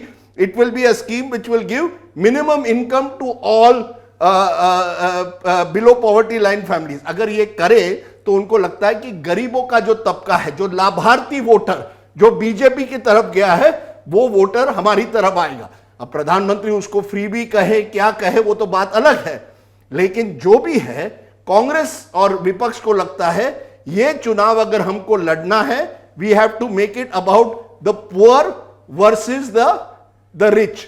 उसी तरह से Modi ji will make it about kamdar versus namdar, about Hindutva nationalism versus so called anti nationals, and mostly about stability versus chaos on the other side. So I think Saurabh ये चुनाव जो है बड़ा इंटरेस्टिंग है, लेकिन कभी कभी मुझे जैसे मैंने कहा लगता है it is almost a repeat of 2019. What is the new factor beyond the fact कि 5 साल गुजर गए हैं? So what you now Mr. Modi has to combat 10 years of anti-incumbency, and opposition has to find an issue that goes beyond just Modi ji. ये opposition की सबसे बड़ी चुनौती है। 400 सीटों में आपको लड़ना है, 1-on-1 करना है, ये तो एक चुनौती है। आपका नैरेटिव क्या होगा? Will this minimum income scheme which they are talking about कि हर नागरिक को बिलो पॉवर्टी लाइन हम एक आमदनी देंगे, क्या वो एक नेशनल इशू वाकई बन पाएगा? ये बहुत बड़ा सवाल है। Minimum income guarantee scheme, MIGS। नेता नगरी में हम इन सब विषयों पर लगातार चर्चा करते रहेंगे। बढ़ते हैं अगले सत्र की तरफ। आप सभी मेहमानों का बहुत बहुत धन्यवाद। अब बात होगी महाराष्ट्र की, जहां पर कई दिलचस्प राजनीतिक बदलाव हुए हैं। एनसीपी सुप्रीमो शरद पवार ने अपने सक्सेसर का ऐलान कर दिया है। आप किंतु परंतु जोड़ सकते हैं, पर यह तय है कि अब सुप्रिया सुले ही कमान संभालेंगी। 2 कार्यकारी अध्यक्ष हैं, दूसरे प्रफुल्ल पटेल हैं, लेकिन उनको प्रभार के लिए जो राज्य दिए गए हैं उनसे आप अंदाज़ा लगा सकते हैं कि ये कितना सांकेतिक है और कितना असल। प्रफुल्ल पटेल को जो राज्य दिए गए हैं उनके नाम हैं मध्य प्रदेश और राजस्थान प्रभार के तौर पर, और इसके अलावा गोवा, जबकि सुप्रिया सुले के पास है सबसे महत्वपूर्ण राज्य महाराष्ट्र। इसके अलावा इलेक्शन कोऑर्डिनेशन कमेटी का भी मुखिया उन्हीं को बनाया गया है। अजित पवार का क्या रिएक्शन रहा? कह दिया मैं खुश हूँ। शरद पवार से पूछा गया, कह दिया गया कि वो अभी विपक्ष के नेता हैं। पर सब जानते हैं कि पवार के घर में सब कुछ ठीक नहीं चल रहा और पैलेस पॉलिटिक्स अपने जोर पर है। इसके बरक्स भारतीय जनता पार्टी का घर भी दुरुस्त नहीं है। देवेंद्र फडणवीस बनाम आशीष शेलार, क्या ये अमित शाह की शय पर हो रहा है, जो वहां पर देवेंद्र फडणवीस के बरक्स एक मराठी नेतृत्व को उभारना चाहते हैं, या फिर कोई और कार्य योजना है? पंकजा मुंडे की बगावत का क्या? अपने पिता की पुण्यतिथि पर दिए गए बयान हो या उससे पहले भी? इन सब पर विस्तार से बात करेंगे। बातचीत में हमारे साथ जुड़ रहे हैं 3 मेहमान। राजदीप सरदेसाई स्टूडियो से हमारे साथ कंटिन्यू कर रहे हैं। इसके अलावा हमारे साथ हैं सुधीर सूर्यवंशी, जो कि न्यू इंडियन एक्सप्रेस में जुड़े हैं और checkmate how the BJP one and lost Maharashtra जैसी किताब भी लिख चुके हैं। और हमारे साथ हैं कमलेश सुतार, जो लोकशाही मराठी के एडिटर इन चीफ हैं। बहुत बहुत स्वागत है। राजदीप, कट टू कट दो ऑब्जर्वेशन। एनसीपी में अंदर खाने क्या तय हुआ है? क्या देर सवेर अजित पवार जाएंगे या पार्टी के भीतर रहकर अपनी बारी का, अपने मौके का इंतजार करेंगे, जो कि वो 2009 से कर रहे हैं? पॉइंट 1। पॉइंट 2, वघारी बोर्ड को लेकर एक बड़ा चर्चा चलती है, गोपीनाथ मुंडे की लेगेसी को लेकर चर्चा चलती है, मराठवाड़ा में ओबीसी फेस को लेकर चर्चा चलती है। पर क्या धनंजय मुंडे और उससे भी ज़्यादा देवेंद्र फडणवीस के बनाम पंकजा मुंडे की पॉलिटिक्स की अपनी लिमिटेशंस भी हैं, क्योंकि एकनाथ खड़से को भी अंततः जाना पड़ा, वो एनसीपी में है और वहीं से अब बयान दे रहे हैं। क्या वो शिवसेना या ऐसे किसी उसमें जा सकते हैं, या अंततः जो उन्होंने कहा अमित शाह हमारे नेता हैं और हम उनसे डिस्कस कर लेंगे और आखिरी में सब शांत हो जाएगा, क्योंकि वो विधान परिषद की सीट के लिए भी इंतजार करती रहीं, राज्यसभा के लिए भी इंतजार करती रहीं, पर कुछ हुआ नहीं। देखिए 2 पॉइंट, पहले तो एनसीपी, ये देखिए सौरभ बहुत ही विचित्र है। 1 महीने पहले हम मुंबई में थे जब शरद पवार ने ऐलान किया कि मैं एनसीपी के अध्यक्ष पद से इस्तीफा दे रहा हूं, काफी बवाल उठा। उसके 1-2 दिन बाद हम पवार जी से मिले और तब ऐसा लगा कि पवार जी एक तरह से दुविधा में थे कि अपना डिसीजन वापस ले नहीं ले। क्या ये उनकी चाल थी, उनकी स्ट्रेटेजी थी अजीत पवार को एक तरह से मैसेज देने कि पार्टी अभी भी मेरे साथ है, आप भले ही बीजेपी के साथ जाना चाहें लेकिन आखिरी निर्णय मैं करूंगा। देखिए शरद पवार क्या करेंगे कोई नहीं जानता, लेकिन मुझे लगता है जिस तरह से उन्होंने सुप्रिया सुले और प्रफुल्ल पटेल को वर्किंग प्रेसिडेंट बना रहा, हालांकि इस पोस्ट में ज्यादा कुछ महत्व नहीं है, खासकर कि प्रफुल्ल पटेल के पोस्ट में जब आप मध्य प्रदेश राजस्थान में एनसीपी का कोई वैसे वर्चस्व ही नहीं है, लेकिन सुप्रिया सुले को महाराष्ट्र इंचार्ज, इलेक्शन इंचार्ज बनाकर कहीं ना कहीं एक मैसेज दिया है कि मुझे लगता है कि राष्ट्रीय लेवल पर सुप्रिया सुले मेरी एक तरह से वारिस है, शी इज माई सक्सेसर। अब वो अजीत पवार को मैसेज गया है, ये कहना ठीक है कि अजीत पवार ने अभी तक कठोर तरीके से रिएक्ट नहीं किया है। अजीत पवार अभी तक ये तय नहीं कर पाए हैं कि क्या मैं मेरे शरद पवार जिसके साथ मैं, जिसकी छत्र छाया में मैं आगे बढ़ा हूं, उनको छोड़ सकता हूं, काका को छोड़कर मैं आगे जाऊं कि नहीं। ये उनके सामने कई सालों से सवाल रहा है, लेकिन अब समय उनके सामने आ गया है कि अगले 4-5 महीनों में महाराष्ट्र के चुनाव अगले साल सितंबर-अक्टूबर में, उसके पहले ये निर्णय तय करना है। और शरद पवार ने कुछ लोगों से कहा है कि उनको जाना है तो वो जाएं, हम पार्टी चलाएंगे, जिस तरह से मुझे चलानी है मैं चलाऊंगा, अजीत को जाना है वो जाएं, ये उन्होंने कई लोगों से कहा है। तो एनसीपी का प्रॉब्लम, अजीत अब क्या वेट कर रहे हैं फिर? देखिए अजीत पवार को अभी तक, देखिए एक तो बड़ी बात मैं कहूं, बगैर अजीत पवार सुप्रिया सुले को बारामती जीतना मुश्किल है, क्योंकि वहां अजीत पवार की संगठन पर भी जो लोकसभा सीट है वहां उसकी काफी पकड़ है। अजीत पवार रुक रहे हैं क्योंकि अजीत पवार को अभी तक ये सर्टन नहीं है कि बीजेपी मुझे देगी क्या। मैं जाऊंगा, अगर मैं एकनाथ शिंदे की तरह मुख्यमंत्री बन सकता हूं तो ठीक है, अगर मैं केवल एक मंत्री वहां बनूं, केवल मेरे केसेस बंद हो जाए इसलिए मैं जाऊं, इज दैट रीजन इनफ? ये मुझे लगता है वो चाहते हैं, मुझे कुछ बताइए आप देंगे क्या। और दूसरी तरफ, और एक बड़े बीजेपी नेता ने मुझसे कहा कि महाराष्ट्र की लड़ाई राजदीप अब है शरद पवार बनाम अमित शाह, ये असली लड़ाई है और बाकी सब इसमें पॉन्स हैं। जितने भी नाम आप ले रहे हैं ये एक दूसरे की चाल में है। कभी कभी अमित शाह से कोई एनसीपी के नेता मिलते हैं, दूसरी तरफ शरद पवार उद्धव ठाकरे और शिवसेना को अपने साथ रखने की कोशिश करते हैं। असली लड़ाई है अमित शाह बनाम शरद पवार, क्योंकि अमित शाह ने कुछ लोगों को कहा है मुझे शरद पवार पर बिल्कुल विश्वास नहीं है, 3 बार उन्होंने हमको धोखा दिया है, वी मस्ट फाइंड अ वे कि शरद पवार को कैसे कमजोर किया जाए। ओके, क्विकली बताइए, देवेंद्र फडणवीस वर्सेस एकनाथ शिंदे, पोस्टर छपे, सर्वे छपे, विवाद हुआ, एकता का संदेश देने के लिए हेलीकॉप्टर में साथ बैठ गए, but everybody knows this, everything is not fine between Devendra Fadnavis and Eknath Shinde. और फडणवीस जो 5 साल सीएम रहे, अभी डिप्टी सीएम हैं, वो इस चीज को लेकर कसमसाहट भी महसूस कर रहे हैं कि जब वो एक छत्र नेता थे भाजपा के, उनको उस तरह का होल्ड क्यों नहीं मिल रहा है। एकनाथ शिंदे कैंप की अपनी चिंता है कि लोकसभा में सीटों को लेकर किस तरह का एडजस्टमेंट होगा, कैबिनेट एक्सपेंशन, कैबिनेट में कुछ नामों को ड्रॉप करने, इस तरह की तमाम चर्चाएं हैं जो मुंबई में मैंने सिर्फ 24 घंटे के अपने प्रवास में सुन ली। बताइए। देखिए बहुत इंटरेस्टिंग एक बात है कि नॉर्मली जब आप कोई न्यूज आर्टिकल लिखते हैं तो उस पर विवाद होता है, अब एडवर्टाइजमेंट पर इतना बड़ा विवाद हुआ। देखिए क्या हुआ, और इसमें भी कहीं ना कहीं जो मैंने कहा ना कि अमित शाह का जो एक तरह से महाराष्ट्र पर नजरिया है, उसमें कई भाजपा के नेताओं का कहना है कि अमित शाह ने एकनाथ शिंदे को कहा है कि मैं आपके पीछे हूं। ये जो बार बार कहा जा रहा है ना कि देवेंद्र फडणवीस और अमित शाह के एकनाथ शिंदे को मुख्यमंत्री बनाने में अमित शाह का बड़ा हाथ था।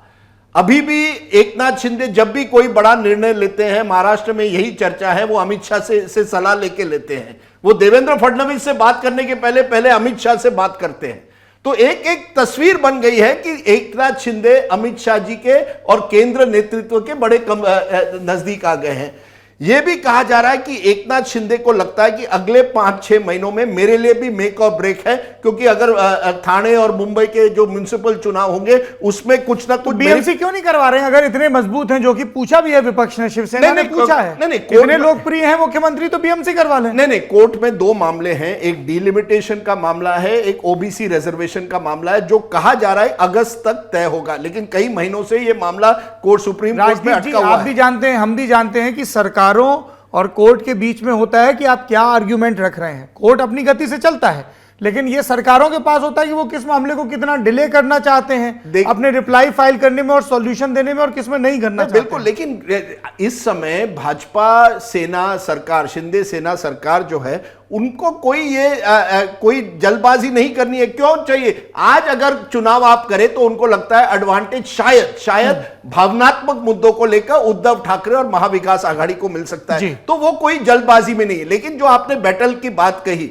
शिंदे वर्सेस फडणवीस, एक तरफ शिंदे जी अपनी एक पकड़, एक अस्तित्व बनाना चाहते हैं, मैं मुख्यमंत्री रहा हूं, अब मेरी एक छवि बननी चाहिए, ताकि जब अगले साल चुनाव आएंगे, बीजेपी बगैर मेरे नेतृत्व के चुनाव नहीं लड़ सकती। मराठा नेता है और वो इस बात को आगे बढ़ाने की कोशिश कर रहे हैं कि मराठा नेता को आप किनारे करके आप चुनाव नहीं लड़ सकते। अब एक तरफ मराठा नेता है, दूसरी तरफ पंकजा मुंडे अपने आप को ओबीसी नेता के तौर पर नहीं, ये तो है। नहीं, दूसरी तरफ आप ये भी देखिए कि ठाणे और कल्याण में कुछ लोकल बीजेपी लीडर्स हैं, वो भी कह रहे हैं कि श्रीकांत शिंदे पर उन्होंने कुछ आरोप लगाए हैं। तो लोकल फैक्टर जो है उस वजह से, और बड़ी इंटरेस्टिंग बात है कि एकनाथ शिंदे ने, ये बस है, किसी प्रशांत किशोर के एक करीबी स्ट्रेटेजिस्ट को हायर किया है, और ये जो प्रोजेक्शन करनी है कि मेरी भी प्रोजेक्शन करिए कि मैं बड़ा नेता बन गया हूं, ये एडवर्टाइजमेंट किसने करवाई? हालांकि नाम दिया जा रहा है किसी शिंदे सेना के व्यक्ति का, लेकिन ये पूरा जो इमेज बिल्डिंग है, एक व्यक्ति जो प्रशांत किशोर के साथ काम करता था, वो अब एकनाथ शिंदे के साथ महाराष्ट्र में काम कर रहा है। तो एकनाथ शिंदे अपनी छवि बनाना चाहते हैं। दूसरी तरफ देवेंद्र फडणवीस को अभी भी वो एक गुस्सा तो है कि मैंने सब इतनी मेहनत की, मैंने कोशिश की है बीजेपी को बढ़ाने के लिए, मैं बीजेपी का नंबर 1 नेता बन गया था, और बीजेपी को पार्टी नंबर 1 भी बनाई दिया महाराष्ट्र में। हाँ, और पार्टी नंबर 1 बना दिया, लेकिन मुझे मुख्यमंत्री नहीं बनाया।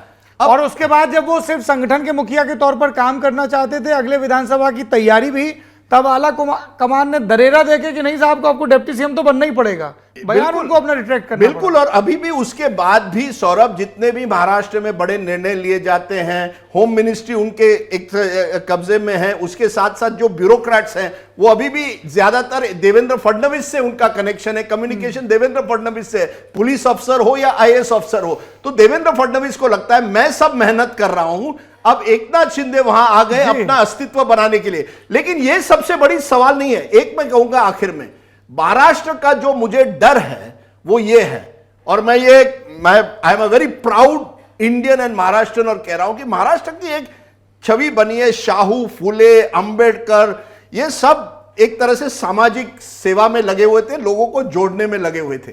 पिछले 3-4 महीनों आप देखिए धार्मिक पोलराइजेशन महाराष्ट्र में बढ़ रहा है। अकोला, नासिक, कोल्हापुर में अभी हुआ, कई जगहों में छोटी बड़ी एक तरह से घटनाएं हो रही है, कम्युनिटी डिवाइड, और एक सकाल हिंदू समाज एक अम्ब्रेला ऑर्गेनाइजेशन बन गया हिंदुत्व आउटफिट्स की, जो हर जगह जाकर लव जिहाद की बात करता है। अब ये देखिए किस तरह से समाज को एक तरह से तोड़ना है। औरंगजेब, टिप्पू सुल्तान, ये राजनीति कहां से महाराष्ट्र में आ गई? तो मुझे लगता है कुछ ना कुछ हो रहा है। बीजेपी के कुछ जो एक्सट्रीम व्यूज हैं वो महाराष्ट्र में अपनी राजनीति करना चाहते हैं। छत्रपति के वंशज भी तो नई पार्टी ला रहे हैं। नहीं, वेरी इंटरेस्टिंग कि पंकजा मुंडे का आपने 2-3 बार नाम लिया। वही पंकजा मुंडे मध्य प्रदेश में जाकर कहती है ये जो लव जिहाद की पॉलिटिक्स है गलत है, हर व्यक्ति को अपनी स्वतंत्रता होनी चाहिए किससे उनको शादी करनी है।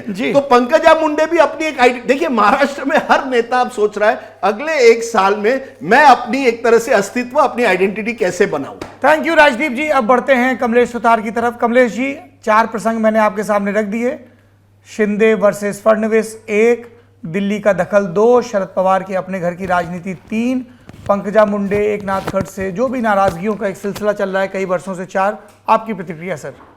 देखिए सौरभ, सबसे पहले देवेंद्र फडणवीस और एकनाथ शिंदे की जो जोड़ी थी, जिस तरह से शपथ ग्रहण हुआ था, उस वक्त एक टीम के तौर पर दिख रहे थे दोनों। भले ही फडणवीस को इस बात का अंदेशा नहीं था कि उन्हें डिप्टी सीएम के तौर पर शिंदे के साथ काम करना होगा, लेकिन जिस तरह से भाजपा के एक नेता थे चंद्रकांत पाटिल ने एक प्रोग्राम में बीजेपी के कहा था कि हमने अपने दिल पर पत्थर रख के सीएम की कुर्सी उन्हें दी है, तो थोड़े ही दिनों में इसकी ग्राउंड रियलिटी समझ में आने लगी। शिंदे बनाम फडणवीस जो जिस तरह का कोल्ड वॉर चल रहा था, ये आज से नहीं शुरू हुआ है। सबसे पहले कुछ आला अधिकारियों के अपॉइंटमेंट को लेकर दोनों में कुछ अनबन चल रही थी। इस बात को लेकर चर्चाएं थी। शुरुआती तौर पर लोग कह रहे थे कि नहीं, ये सिर्फ चर्चा है, इसमें कोई दम नहीं है। लेकिन जब मुंबई में एक स्पेशल सीपी की पोस्ट बनाई गई तो इसको कहीं ना कहीं अंडरलाइन किया गया। ये बात अंडरलाइन हो गई वहां पर कि मुंबई के जो प्रेजेंट कमिश्नर ऑफ पुलिस थे वो माने जाते थे शिंदे के करीबी, और साथ ही साथ देवेंद्र फडणवीस के करीबी माने जाने वाले देवेंद्र भारती को एक नई पोस्ट बनाकर स्पेशल सीपी के पोस्ट पर लाया गया।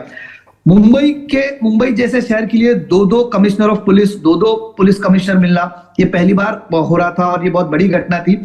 दोनों का इस पर कंट्रोल रहे, मुंबई पुलिस पर कंट्रोल रहे। जब आपको मुंबई से काम करना है, आपको मुंबई में राजनीति करनी है, तो जाहिर सी बात है मुंबई शहर पर कंट्रोल होने के लिए आपको आपका चहिता ऑफिसर वहां पर सीपी होना जरूरी होता है। इस बात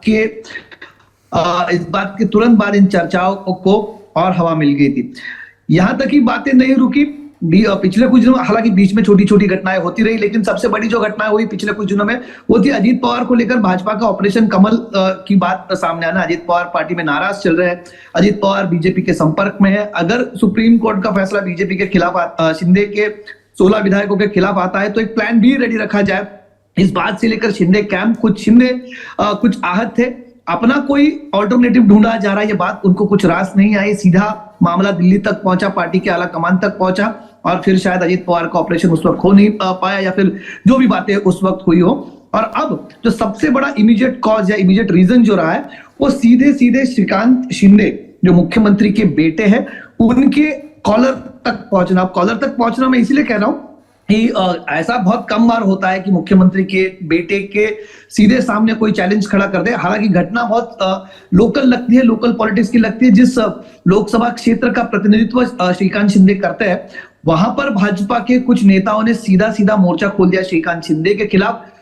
और वो मोर्चा खोलने वाले कौन नेता थे? उनका नाम था रविंद्र चौहान, जो आपकी सरकार में मंत्री है, देवेंद्र फडणवीस के काफी करीबी माने जाते हैं। अब जब कोई भी नेता, कोई भी मंत्री सीधा मुख्यमंत्री के बेटे के खिलाफ मोर्चा खोलता हो, तो ये बात को मानना जरा डिफिकल्ट है, ये थोड़ा डाइजेस्ट करने में डिफिकल्ट है कि उसको किसी बड़े नेता का आशीर्वाद ना हो, या फिर उनको बिना कंसल्ट किए उन्होंने इतनी बड़ी बात कह दी हो।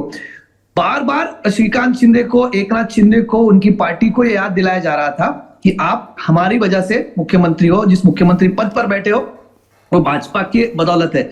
इस बात के तुरंत बाद और पिछले कुछ दिनों पहले एक मीटिंग हुई थी दिल्ली में, जब खुद देवेंद्र फडणवीस और अमित शाह दिल्ली गए थे। दिल्ली से आने के बाद इस मामले को और हवा दी गई, और उसके बाद में सीधा ये एडवर्टाइजमेंट का मामला सामने आ गया।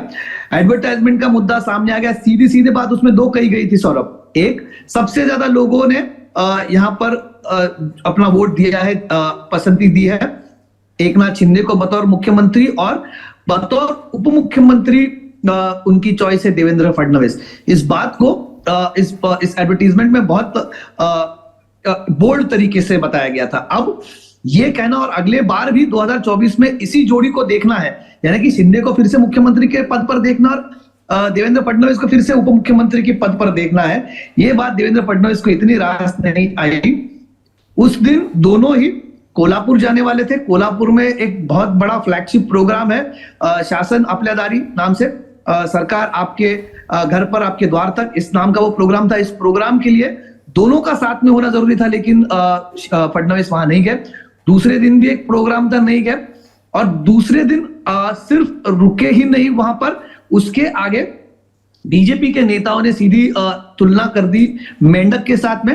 भाजपा के बड़े नेता है, सांसद है अनिल बोंडे, जो कहते हैं कि मेंढक कुछ भी कर ले वो हाथी नहीं बन सकती। और ज्यादा आगे जाकर भाजपा के नेताओं ने कहा कि उसी सांसद ने कहा कि शिंदे शायद समझ रहे हैं कि ठाणे मतलब पूरा महाराष्ट्र है। ये सीधा सीधा एक तरह से शिंदे को हेड्स ऑन लेना था और भाजपा के नेता ये बात कह रहे थे। तो ये बात सामने से आना, ये शिंदे और फडणवीस के बीच में ऑल इज वेल नहीं है, इसी बात को दर्शाता है। और आने वाले दिनों में, आज भी हालांकि दोनों साथ में आए, एक प्रोग्राम में आए, दोनों ने कहा कि हमारी दोस्ती है, हमारा अलायंस ये टूटेगा नहीं, ये फेविकॉल का मजबूत जोड़ है। लेकिन स्टेज पर जिस तरह से असहज दोनों नेताओं में था, जो अनईज दोनों नेताओं में था, वो साफ दिखाई दे रहा था। आधा पौना घंटे के बीच में एक आध बार दोनों ने हंस के बात की, लेकिन दोनों की जो बॉडी लैंग्वेज साफ दर्शा रही थी इस बात को कि दोनों में ऑल इज वेल नहीं है। तो ये कहा जा सकता है ये शुरुआत है। लेकिन जो लोग देवेंद्र फडणवीस की राजनीति को जानते हैं वो ये भी जानते हैं कि देवेंद्र फडणवीस के डिक्शनरी में फॉरगिव एंड फॉरगेट नाम की चीज नहीं है। वो हर चीज को याद रखते हैं और हर चीज का राजनीतिक हिसाब देवेंद्र फडणवीस करते हैं। अब ये लड़ाई यहाँ पर खत्म हो गई है, या फिर इंटरफियरेंस के बाद में जो पार्टी के आला नेताओं के बाद दिल्ली के आलाकमान के इंटरफियरेंस के बाद ये लड़ाई रुक जाती है, ये अब देखना ज्यादा इंटरेस्टिंग रहेगा। अब रुक करते हैं तीसरे पत्रकार का, जिनका नाम है सुधीर सूर्यवंशी। एकनाथ शिंदे की जो एडवर्टाइजमेंट किया, उसने एक बात क्लियर कर दी कि एकनाथ शिंदे को जो बीजेपी का शीर्ष नेतृत्व है दिल्ली का, उनका ब्लेसिंग के बिना ये एडवर्टाइजमेंट आ नहीं सकती। और इसमें एक बात क्लियर है कि देवेंद्र फडणवीस जो महाराष्ट्र के बीजेपी के कद्दावर नेता है, उनको जिस तरीके से कटुसाइज किया गया, जैसे एकनाथ शिंदे को मुख्यमंत्री बना के 1 साल पहले और देवेंद्र फडणवीस को डीसीएम बनाया गया था। दूसरी गौरतलब की बात है, एक बड़े जो भारतीय जनता पार्टी के लीडर है, उन्होंने वो खुद बात कही थी मुझे कि एकनाथ शिंदे, उनको गुट को पता था कि एकनाथ शिंदे को सीएम बनाने वाले हैं, लेकिन देवेंद्र फडणवीस को बिल्कुल भी नहीं पता था। और वो जो था वो ग्राउंड पे एग्जीक्यूशन कर रहे थे प्लान, जो ऑपरेशन कमल है, शिवसेना तोड़ने का और सरकार लाने का। जो आदमी एग्जीक्यूशन कर रहे हैं, इसको सिर्फ आधी बात का पता हो, पूरी बात का पता नहीं था। जब उसको पूरी बात बताई गई तो उसके जो कार्यकर्ता थे, उनके जो कार्यकर्ता थे, फुट फुट पे रोए थे। फिर उनको दूसरी शौक दिया गया कि वो सरकार के बाहर रहना चाहते हैं, लेकिन सरकार में उनको शामिल करने का जबरदस्ती किया गया और डीसीएम बना गया। ये पहली बात। और अभी जो हो रही है, मुझे लगता है उसका कोई ना कोई कनेक्शन जरूर है। जिस तरीके से दिल्ली के जो लीडरशिप है, क्षेत्रीय लीडर को कट करना चाहते हैं, कम करना चाहते हैं, और फडणवीस एक महाराष्ट्र के एक बड़े लीडर के तौर से उभर रहे थे, और प्राइम मिनिस्टर का चेहरा भी उनके चेहरा ऐसी भी बात चल रही थी कुछ दिनों में। तो मुझे लगता है कि एक कट टू साइज करने का शिंदे के कंधे पर कुछ बंदूक रख के एक प्रयास किया गया, ये लगता है। लेकिन ये करते समय भारतीय जनता पार्टी फडणवीस को कट टू साइज कर रही है, लेकिन उसका खामियाबा जो लीडर है, नीचे वर्कर है, वो डिमोरलाइज हो रहे, पार्टी में कंफ्यूजन बढ़ रहा है, अलायंस में कंफ्यूजन बढ़ रहा है। तो उसको मुझे लगता है उसका सेटबैक, उसका कोई डैमेज आने वाले इलेक्शन में भारतीय जनता पार्टी को बिल्कुल होगा। और क्षेत्रीय लीडरशिप भारतीय जनता पार्टी ने तैयार करने के बजाय, जैसे नितिन गडकरी है महाराष्ट्र के और यूनियन मिनिस्टर, उनको काउंटर करने के लिए उन्होंने देवेंद्र फडणवीस को एक बड़ा सपोर्ट किया था। देवेंद्र फडणवीस को सीएम बना था 2014 के पहले। देवेंद्र फडणवीस कोई नहीं थे, एक साधारण एक एमएलए थे। और सबसे ज्यादा हम उस टाइम पे जो ओबीसी लीडर थे, एकनाथ खड़से हो, पंकजा मुंडे के पिताजी गोपीनाथ मुंडे हो, बाकी लीडर अहम थे। लेकिन देवेंद्र फडणवीस को एक बड़ा लीडर के तौर पे उनको ताकत दी गई थी, क्योंकि उनको नितिन गडकरी को काउंटर करना था। अभी एक देवेंद्र फडणवीस को काउंटर करने के लिए पूरी ताकत मुझे लगता है भारतीय जनता पार्टी के जो बड़े लीडर है वो एकनाथ शिंदे को दे रहे, लेकिन उसका मुझे लगता है कोई बड़ा खामियाबा भारतीय जनता पार्टी को भुगतना पड़ेगा। और इससे ये हो रही कि साल ही इलेक्शन है महाराष्ट्र का, और लोकसभा के इलेक्शन 2024 से 1 ही साल बचा है, उसमें इस तरीके से बातें होना ये बहुत ही शुभ संकेत नहीं है, ये अच्छे बातें नहीं है। और इसमें ये हो रहा है कि देवेंद्र फडणवीस के साथ में जो कुछ कांग्रेस हो, एनसीपी हो, बाकी पार्टी छोड़ के उनके साथ आए थे, उनमें भी अभी थोड़ी इनसिक्योरिटी बढ़ने लगी है कि जो लीडर देख के अपन इस पार्टी में आए, वही लीडर की स्टेबिलिटी नहीं हो, वही लीडर का कुछ भी हो सकता है, तो अपना क्या होगा। तो वो भी चर्चा भारतीय जनता पार्टी में बहुत जोर शोर से चल रही है। उन्होंने खुद, दोनों लीडर ने कल के जो पालघर के जो समारोह था वहां पे वीरू जय की जोड़ी, फेविकॉल का जोड़, सब चीजें कहा है, लेकिन दूसरी तरफ पोस्टर वार दोनों पार्टियों में बिल्कुल जोर शोर से चल रहा है, लोकल लेवल पे जोर शोर से चल रहा है। कहीं ना कहीं ये जो लड़ाई है वो कोई थमने का नाम नहीं ले रही है। मुझे लगता है ये आने वाले दिन में और दिलचस्प लड़ाई देखने को अपने को मिलेगी। जो अजित पवार और सुप्रिया सुले ने का जो झगड़ा चल रहा था कि महाराष्ट्र में शरद पवार के बाद में राष्ट्रवादी का कौन पॉलिटिकल वारसदार होगा, कौन उसके संभालेगा, मेरे ख्याल से शरद पवार ने जिस तरीके से सुप्रिया सुले को वर्किंग प्रेसिडेंट बनाया और उनके साथ में प्रफुल्ल पटेल को भी वर्किंग प्रेसिडेंट बनाया, सुप्रिया सुले को अकेला बनाते तो एक नजर में आते कि उन्होंने अपनी सिर्फ पुत्र का ख्याल रखा और दूसरे लोगों को नजरअंदाज किया, इसलिए वो टेम्पररी अरेंजमेंट से मुझे लगता है प्रफुल्ल पटेल को एक सीनियर लीडर के तौर पे उनके साथ में दिया गया। लेकिन जो महाराष्ट्र में जो कुछ दिनों से भारत में चर्चा चल रही थी पवार के बाद में कौन, वो मेरे ख्याल से वो आंसर शरद पवार ने दे दिया है सुप्रिया सुले का वर्किंग प्रेसिडेंट बना के। और इंपॉर्टेंट चीज, सुप्रिया सुले को महाराष्ट्र का इंचार्ज भी बना गया, हरियाणा का इंचार्ज बना गया, पंजाब का इंचार्ज बना गया। तो सुप्रिया सुले दिल्ली में भी, सेंटर में भी रहेगी, महाराष्ट्र में भी रहेगी। तो कुछ दिन में अजित पवार को सुप्रिया सुले के अंडर लीडरशिप भी काम करना पड़ेगा, ये बात होगी। लेकिन वो किस तरीके से उसको एक्सेप्ट करते, अभी तो वो एक्सेप्ट कर रहे, लेकिन आने वाला काल में कैसे रिएक्ट होते, क्या होते, ये भी देखने वाली चीज है। अजित पवार भी एक कद्दावर नेता है, उनके मोमेंट वो भी इंपॉर्टेंट है। और एक इंपॉर्टेंट अंदर खामी की मैं आपको एक बात बताता, जिस दिन शरद पवार ने रेजिग्नेशन दिया उसके बाद में उनको मनाने के लिए काफी प्रयास किए गए। सिर्फ उस टाइम में अजित पवार ऐसे एक शख्स थे, वो चाहते कि उनका रिजिग्नेशन एक्सेप्ट किया जाए तो दूसरा सुप्रिया सुले को प्रेसिडेंट बना जाए, ताकि उनका जो भारतीय जनता पार्टी के साथ जाने का जो रास्ता है वो क्लियर हो जाएगा। लेकिन वैसा हुआ नहीं। जिस दिन वो मीटिंग हुई थी 15-16 एनसीपी के लीडर की कि नेक्स्ट प्रेसिडेंट को और शरद पवार के रिजिग्नेशन के क्या करना चाहिए, उसी टाइम भी एनसीपी की जो मीटिंग हुई थी उसमें 2 रेजोल्यूशन पास किया, वो किसी को पता नहीं है।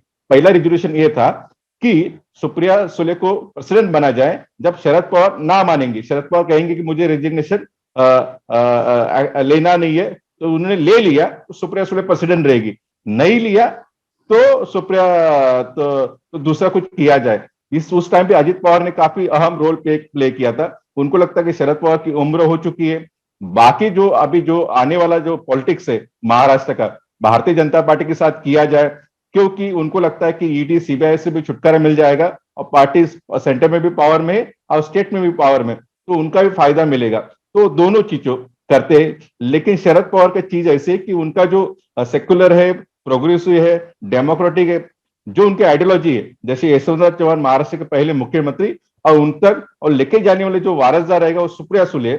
सुप्रिया सुले, अजित पवार एक अपॉर्चुनिस्ट, एक पावर पॉलिटिक्स करते हैं, लेकिन सुप्रिया सुले थोड़ी आइडियोलॉजी, कमिटेड पवार साहब की जो आइडियोलॉजी है, गांधी की, नेहरू की आइडियोलॉजी, वो पॉलिटिक्स करते हैं।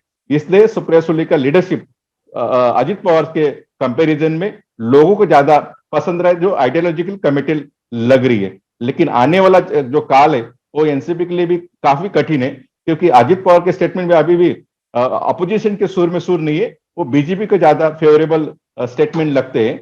इसलिए पवार है सुप्रिया सुले, लेकिन उनको पवार अपने भतीजे को कैसे कंट्रोल करते हैं, सुप्रिया अपने भाई को कैसे मैनेज करती, उसके बाद में ही एनसीपी की क्या राह रहेगी उसके ऊपर निश्चित होगी।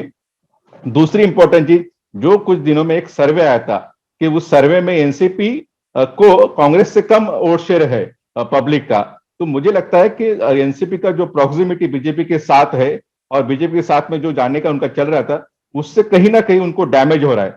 जैसे कर्नाटक में हमने देखा, कर्नाटक में जो कुमारस्वामी और एसडी देवेगौड़ा, उन्होंने किंग मेकर और बीजेपी के साथ में जाने का भी जो बात चल रही थी, उनका डैमेज हुआ और लोगों ने सीधा जो बीजेपी के अगेंस्ट में लड़ रहे कांग्रेस, उनको वोट किया। वही मुझे लगता है कि जब एनसीपी ऐसे करेगी, लोग सीधा कांग्रेस के पास जाएंगे, वो एनसीपी के पास नहीं जाएंगे। इसलिए उनको अपना स्टैंड क्लियर करना है, अपनी कमिटमेंट दिखाना है, तभी आने वाला काल एनसीपी के लिए अच्छा रहेगा। नहीं तो महाराष्ट्र में राहुल गांधी की भारत जोड़ो के यात्रा के बाद में और मजबूत, जैसे विदर्भ इलाका है उनका जो गढ़ रहा करता था, वहां पे और मजबूत होगी। एमएलसी की इलेक्शंस हो, एपीएमसी की जो मंडी की इलेक्शन हो, वहां पे कांग्रेस ने काफी बेहतर प्रदर्शन एनसीपी से ज्यादा किया है, भारतीय जनता पार्टी से ज्यादा किया है। इसलिए आने वाला काल कांग्रेस के लिए उस क्षेत्र में ज्यादा अच्छा है। एनसीपी को अभी स्टैंड लेने के क्या करना है। चलिए, आज के नेता नगरी में इतना ही। अगले हफ्ते फिर मुलाकात होगी। आप सबकी शिकायतें और सुझाव पहुंचते रहें। शुक्रिया और अपना खूब ख्याल रखिए, अपनी पॉलिटिक्स का भी।